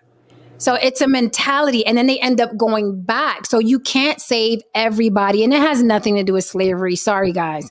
Sorry, not sorry. You cannot save everybody, and it has nothing to do with oppression and slavery. It is not race specific. Everybody can't come. It is true. Everybody can't come, and it's heartbreaking. It is, but you have to move on. Hey, everybody didn't want to go with Harriet Tubman, right? Most of the time you find yourself wanting worse more than they do. So I had to come because I realized I was running on a treadmill when I was mentoring a lot of people. And I was like, this is a treadmill, because a lot of people are so defeated in their mind that they're not going to process anything that I'm saying. So I had to do like investors do. I only invest in people who invest in themselves. And you know, that's something my dad told me about me, right? Because before I started to get it together, it was a whole bunch of what I said. I was miss excuses and, you know, la. And my dad was like, you know, until you start doing for you, no one's going to do for you. No one's my dad gave me one of them speeches one time. I was like, dude. Them dads, boy, they said they don't talk much. Okay. Back in the 70s, 80s, they didn't talk much. But when they talked, you were like, well, damn. All right. Yeah. My dad is full of just great nuggets, and I think that's what we have in common too. Just, I think because he came from nothing and he had to grow up fast. He had to learn fast. So, you know, he has a lot of jewels, a lot of nuggets. Woo, this was a great night. Thank you for being the white voice on the panel. No, saying you always come through. You always come through. Seriously, this he's there. Everybody messes up his name. I don't see it, but MRM, man. I'm telling you, every time you're on here, you have such wisdom. It's amazing. And then I pay attention to the background. And I'm assuming you play music. Yeah, I play 5 different instruments. And wow, what is it with all these instrument players? And I assume that you're into astronomy too. I'm like, this dude's the real deal. I mean, some of everything. Listen, I admire in any person, male, female. I admire intelligence and intellect. So it's like I'm looking out like, God, I'm like in awe of, you know. The only time I usually I'm not saying this happened tonight, okay, just to make it clear. But like, I usually am pretty grounded. There was one time, and it hit me at a left field. I went to a basketball game in Detroit, and I wasn't a Detroit or Lakers fan, but Kobe Bryant was playing, and I was pretty close to the floor, and I got goosebumps. I was like, "Whoa, what the hell?" I was like, I've never been like, since a kid. When I was a kid, I used to admire athletes, but it was just like, that's Kobe Bryant. It was Kobe. Excellence. You admire excellence, and when I see you on here, man, I admire you, man. That's what we all should do. Yeah. That's what it's supposed. That's what I'm saying. That's why I'm saying it's the mentality. You surround yourself with people that do the same thing. When you do this around people, and you're doing the same thing back to them, all it's going to do is reciprocate it. That's what it does. Circulates. And then, like, okay, for example, like this positivity vibe that we got going on here. If somebody was to jump on the panel right now and say, look, I heard everything y'all saying, but see, man, these black people is like, you about to mess up all this great vibes that was going around. And we've had that happen. And we've had that happen on the panel. We've had that happen on the panel. Okay, we've had that happen. But this was amazing. This has been a great week for me in general. I've been meeting some pretty amazing men this week who play instruments and do amazing music. Men. Oh, right. Same. And that's the reason why I don't. What you just said, Jen, is another reason why I don't go for all of that, because I know too many amazing men. I do. I have access to too many amazing black men. So no, that I wish people would understand that that's where we're coming from. Where we're not bashing Black men. We just have tangible evidence of what Black men are, and that's why I'm saying it. If I didn't know, then I'd be like, oh, well, I guess you're right. But I'm like, you cannot tell me what I've seen and experienced, and I'm related to, and I'm friends with. You cannot tell me that. You can't do it. Right. You cannot do it. Thank you for the super chat, Don Levon. Don Levon says 99% of the failures come from people who have the habit of making excuses. And thank you for the last super chat of the night. Don Levon says, if Helen Keller, a woman that was a deaf, blind, and couldn't talk, can write a book, there is no excuse for anyone not to succeed. David Dillon is resubscribing to MRM's channel. He knows you from a year back. Yeah, that's what's up. Don Levon also plays instruments, and he doesn't read music either. I mean, Nice. You guys are fucking amazing. That's why I'm so hard on the fucking excuses. Like, cut the shit. I'm a woman out here, little weak vessel, making it on my own. You can do it. Please stop. That's why I'm hard on people. I'm like, get out my face. Yes. Right. I don't want to hear it. All the shit we done been through. We shouldn't be here right now, Lily. We should not be here. Right, like, hello, like, shit I done been through would make you quiver. Huh? No Saints seen my movie today for the first time. Yeah. And but I'm gonna play it here. No Saint, you know I'm not supposed to be here. Yeah. It was a touching. I mean, it brought emotions. It was touching. That movie was. I recommend anybody watch it. I mean. You know, I'm going to play it here. I want to have a little screening. I want to invite everybody. It's going to be I'm doing it on my Instagram, on my Facebook, on my YouTube. We'll be advertising. I want to do the whole screening. It's 8 minutes long, Lily? 7 minutes long. Mm-hmm. So I'm going to do a screening, and hopefully everybody will pack the place and watch. And then we'll discuss after the subject matter, which is really, really heavy. Some heavy shit. So a lot there. All right, guys, this was amazing. MRM, you have to frequent, man. Pull up more often. I'll try. There's this thing that I've been of course I do a lot anyway, but there's this thing I've been kind of there's been about, I'll say there's 20 people that got a channel going, and I've been on the backside of helping them help them with their thumbnails, doing their intros and out. So I've been busy with that, which I try to pop up on panels as much as I can. And you know what? I don't know if you're talking about topics like this, Jen, I would remind your audience to make sure and double check that they are still subscribed to you, because YouTube is unsubscribing people from channels. Oh, I heard about that. I just subscribed to you, MRM. Now watch, in about 3 weeks or something, you're gonna be unsubscribed to me. You can be like, I didn't do that. Right. They unsubscribe you. Especially people of color. Yeah, they have it. No, they have a. I know. No. They have YouTube has an AI that goes on to panels that specifically target out people. And I'm not saying this is a racist thing. No, what they're doing, racist. Yeah, I know, right? And what they're doing is it's targeting specific panels that's talking about exactly the topics like we're talking about right now. And what they'll do, they'll take the information, because we're trying to resolve the issue. We're going against the narrative. And what they'll do, when you're talking about this specific topic, YouTube will take that topic, and although that could be like the top 10 topics that's trending, they will take it and suppress it. So it's, but we have tangible evidence. Whenever I get the yelling at some clown up here, the numbers shoot up like a slot machine. A slot machine. Oh, 50, we got 60, drama. 70, we got drama. Hey, put that there. Here we go. But the minute you talk about solutions and all that, whoa, it's like, wait, I had about 1,000 people when I was talking about what was going on over here, and now I'm talking about how to move as a husband and how to keep your wife. And I've been married 22 years, and this is how you keep your wife constantly engaged. 10 people? How I have almost 300,000 subs and only 10 people watch? Okay. Oh, I've literally sat here and watched it go up like a fucking slot machine. Like cha-ching, cha-ching, cha-ching. Long as I'm yelling, motherfucker, get the fuck off my panel, you motherfucking clown. It's like cha-ching, cha-ching, cha-ching. Yep. Like YouTube just shoots you out to everybody. There's a fight going on. Yep. A mad colored woman. That's what we want. A mad colored woman. Get in there. Yes. Yeah. They want the crazy Latina with the Puerto Rican flags in the back. Motherfucker, they fucking motherfucker. Yep. But no. Without fail, I purposely start looking at the numbers because I'm like, they're on their way in. They're letting everybody know it's a fight. I should trick the machine and we should yell every 5 minutes, Lily. Just yell across the screen. I agree with you. That's right, damn it. What the fuck? Or like every three, like whenever you did that, if you was able to just to kind of, I don't know if you use StreamYards. Yeah.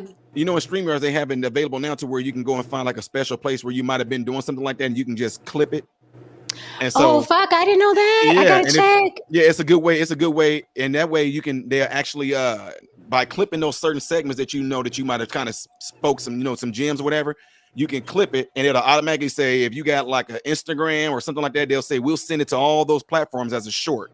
And what I'm saying that for is that you can also keep that on file to where, like right now, if you're doing what you're doing right now, and you brought it up and played it, it can trick the AI into saying, "Oh, there's some drama going on right here." So all those numbers are coming. You can bring it right back down. But like, y'all, I only did that because YouTube, and keep those feelings from our people You engaged. you got to trick the system. So I always say the game is rigged, so cheat. Yeah, it's always rigged for the people who make it. My dad, that's Right, the something that game my is dad rigged, always so told me. cheat. The house Yep. always wins. Come on. Yep. My dad always told me, he said they're going to always leave a loophole for them.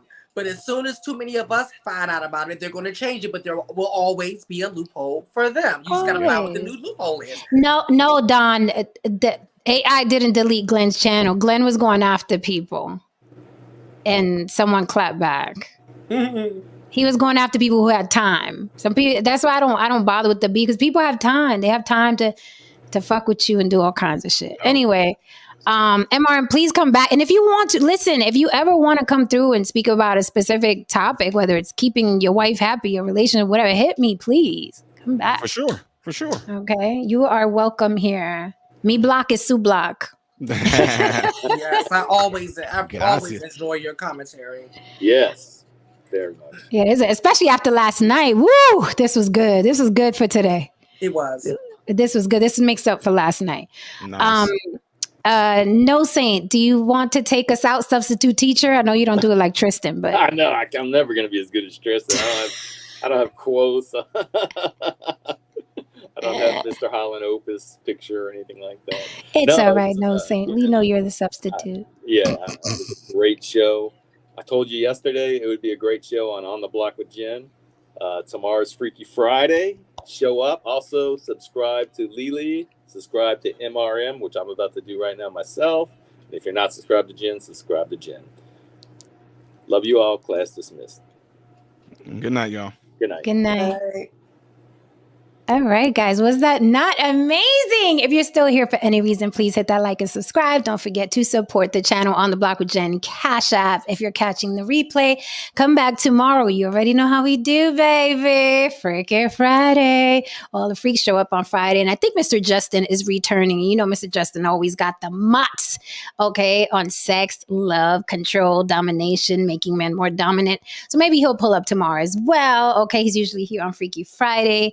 All right, guys, this was an amazing show. Thank you so much, chat, for holding me down. We can't do this without you. And don't forget, my block is your block. You can always cam up with us. You just got to show your face. Thank you, Louis Kanye, for coming up today. Thank you, MRM. Thank you, YB Limited, Lily, and No Saint, okay, for holding me down on the panel. See you guys mañana, all right? Don't forget, Freaky Friday. I'm expecting to see all my freaks, okay? All right, guys, have an amazing night. See you tomorrow. Don't forget, On the Block with Jen, TikTok, Facebook, Instagram, and Gmail.